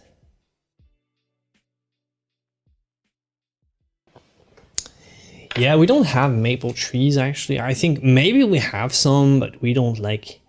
I think most of the maples that we get is like imported anyway, because maybe there are a couple maple trees here in France. I'm not even sure, like, frankly.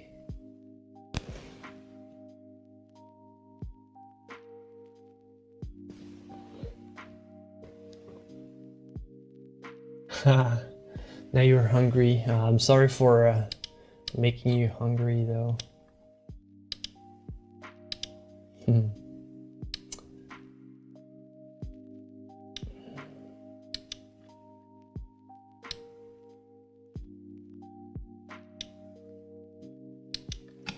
Oh, blueberries pancakes. So do you put the blueberries like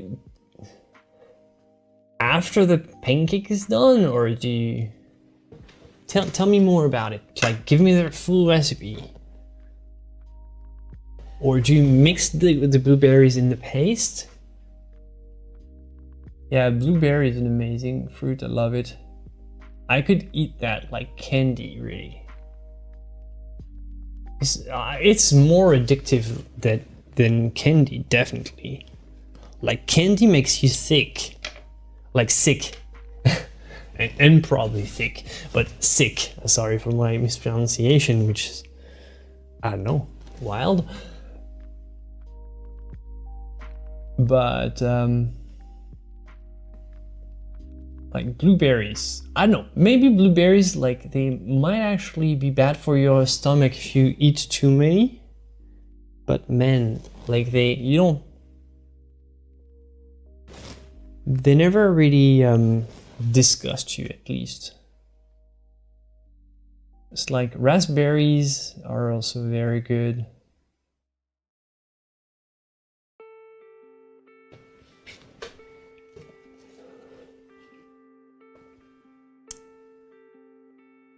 Oh, yeah, my son's favorite fruit is raspberries. And every summer is so great because we actually grow raspberries here in our garden. Actually, this year I'm gonna have a huge vegetable garden.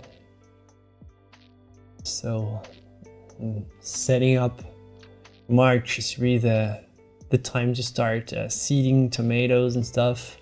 So I'm super excited for this growing season. It's going to be fun. So we'll have a couple strawberries if the slugs wants to leave them for us. It's always so disappointing to see your son super happy because he's been patient and he has left a strawberry to let it grow a bit. So he's been super patient, and then when he comes to eat it, it's like it's been eaten by a slug. And you see you see the disappointment, like living disappointment in the eyes of a 4-year-old boy. And it's like, oh my god, poor kid. I'm this year I'm gonna put it slug traps. I'm done with, you know, being nice. Yeah, beer traps. I'm gonna put a beer trap. As a painter, is it not too difficult? Well, yeah, I'll usually whenever I pick up my son at school after school, we have like an hour or two, and this is when I generally work on my gardening while he plays in the garden.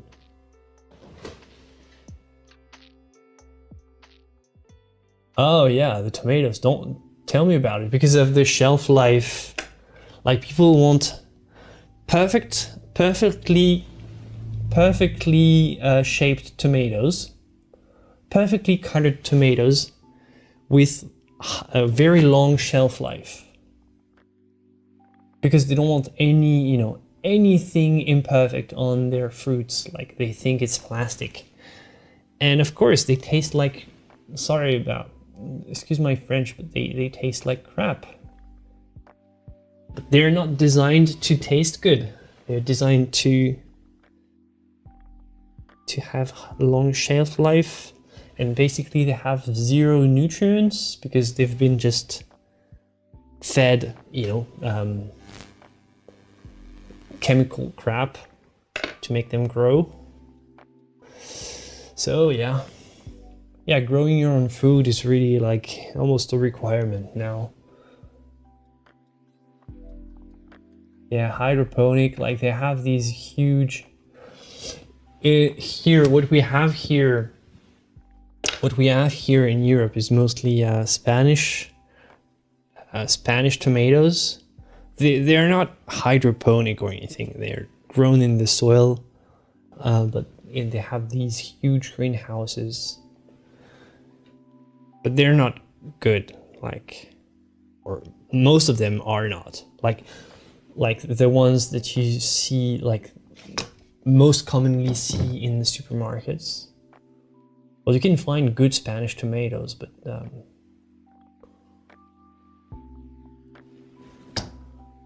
but like, you know, yeah, nothing beats fresh grown tomatoes. Last year was super rainy here, the summer, and my tomatoes were caught the, I don't know how you call this, mildew, or I don't know how you call this. El Mar de Plástico, yeah. I saw a documentary about that, man, it's crazy. You can see it from satellite view, actually. It's insane. But it's insane how disconnected people are from what they eat. Like they recently had a study, like, or a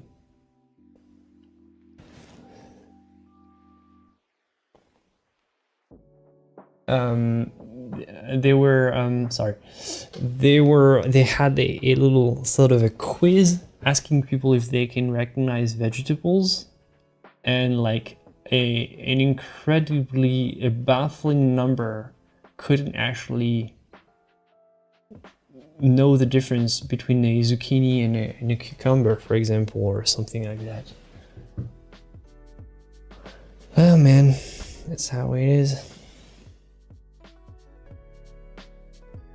But whatever, yeah, back to art.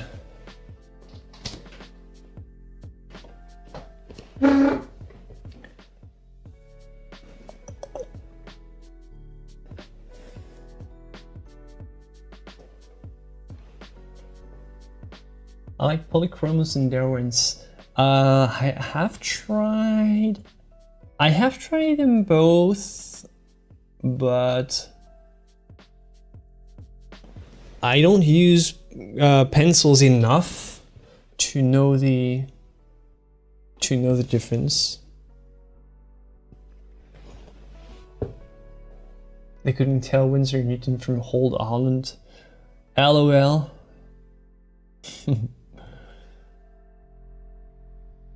Ignorant fools. If you can't see the difference. Well, I never used old Hollands though, so I guess I couldn't either.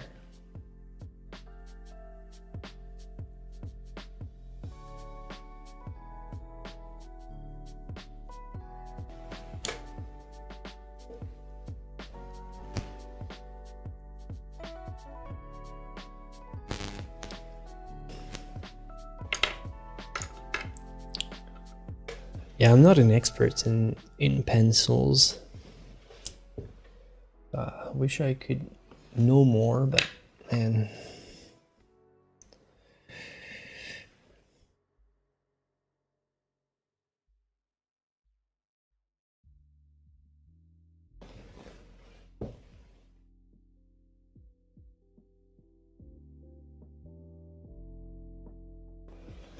Lacry Fine Art. Yeah, Lisa Lacry.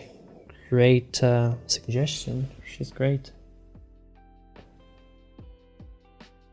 She's just great. Recommend.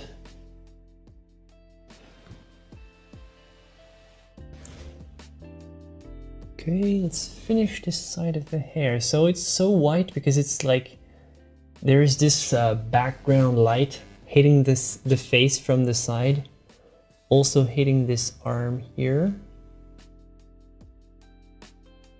So I can pretty much cover it up. Sarah Clark on YouTube, Pencil Queen, all right.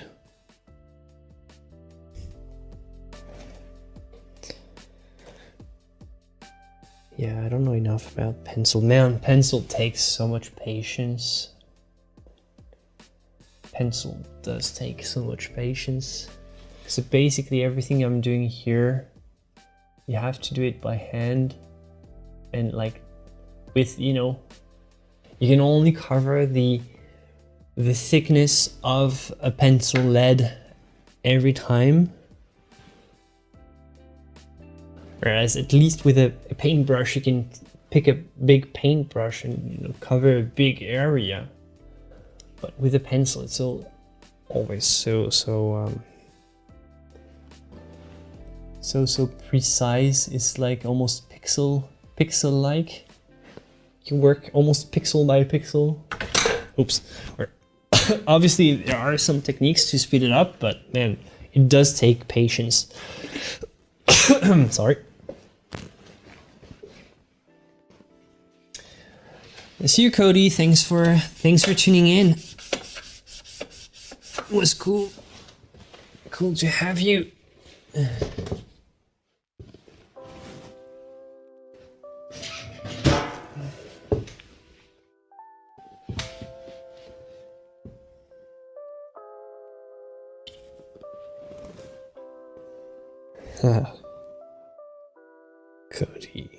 Cody leaving the boat. The captain is always the last one to leave the boat, Cody.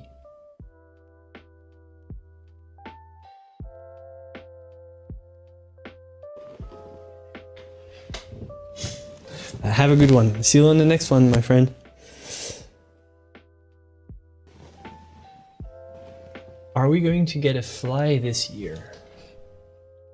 Get a fly? A fly? You mean Jeff?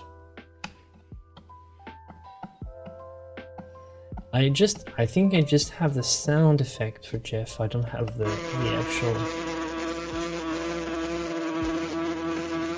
Yeah, we can't use the commands. I haven't programmed the commands for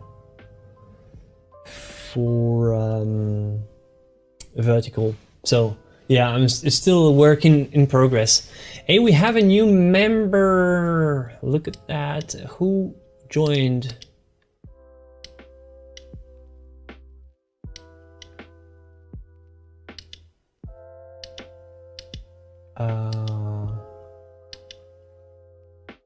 We have a new member, but I can't see it.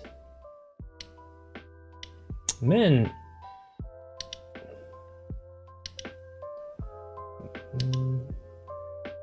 Roni Anderson, thank you very much, Roni, for joining. Thank you for the tier 1.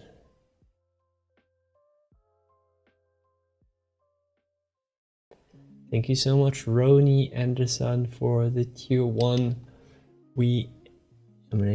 I have to activate it manually. Normally I have an alert that pops up. New member, Roni Anderson, thank you for the membership, the tier 1.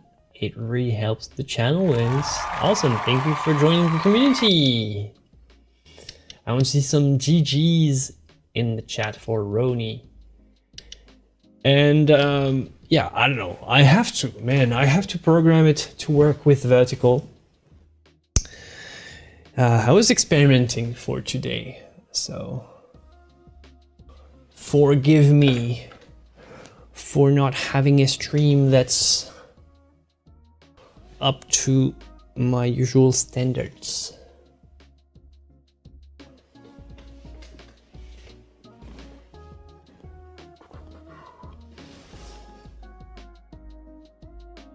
Your painting is so satisfying to watch. Thank you, Fatima. I'm glad it is.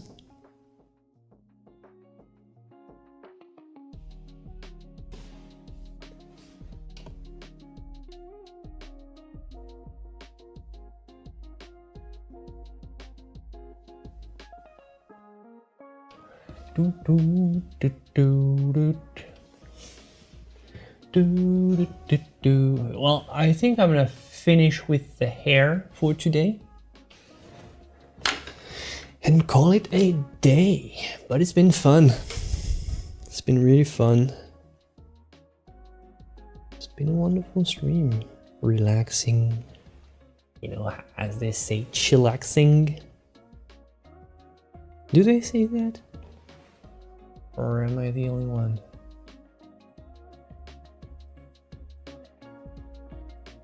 Here I'm creating these light, you know, when the light hits the hair, through the hair,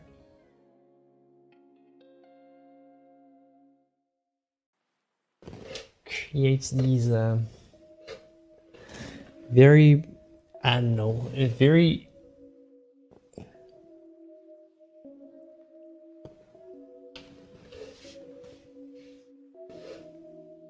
I don't know how to call this halo kind of light through the hair.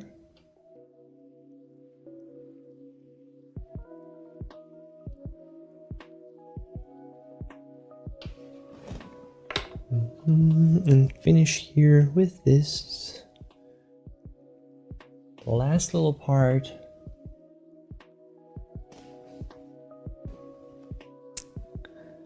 Last little part here.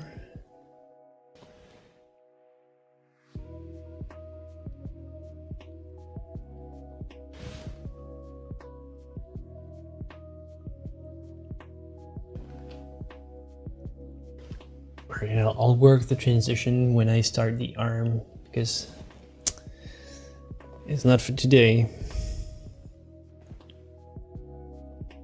Not for today.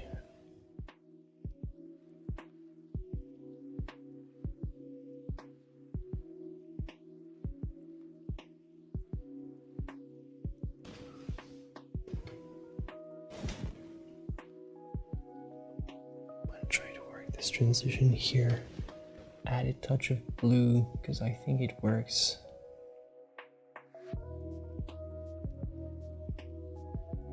Kind of a little touch of blue in the as a reflected light, almost. You know, bring a bit of variety. Create a little happy little accidents of sorts.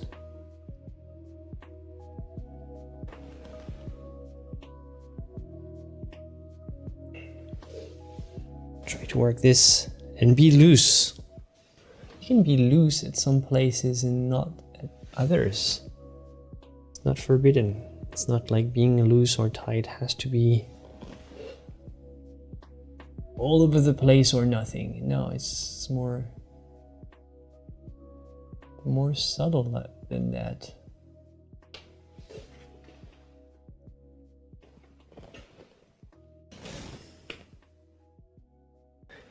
Sometimes you have to play with cutters.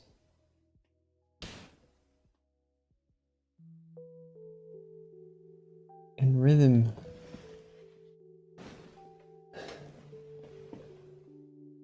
Here is actually a part that I cover it. Small touch of blue here.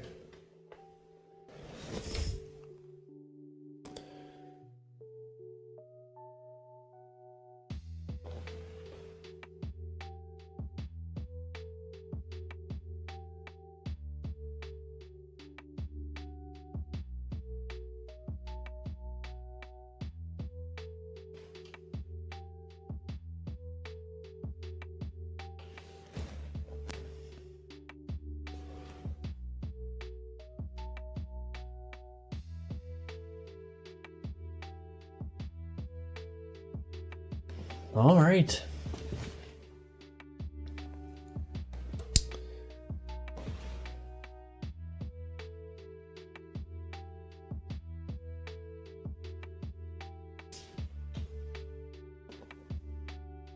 All right. And voila. This little face here, I'm pretty happy with it. So I don't think I'm gonna touch it that much. Maybe I'll just I'll equalize with the other faces. Just make sure. I'll probably glaze. This is, oh, sorry. This is all I'm gonna be doing next, is make sure that I need to make the cutters stick together. So maybe with a couple glazes here and there. But this face is pretty much good. So now I have to do the arm and the rest of the body, connect it to the rest, connect it to the scene overall, and I'm good here. What is this in the middle of my? Oh, okay, yeah. Sorry, my camera is in the middle. All right, there you go. All right, my friends, this was a fun stream. I hope you had a fun. Before you leave, make sure you have liked, because it really helps. And thank you again for everybody who supported the stream. Let me check back again. Gina and Roni. Roni for the tier 1, Gina for the $10 super chat. And everybody, I'll see you for the next one. And until then, take care and bye bye.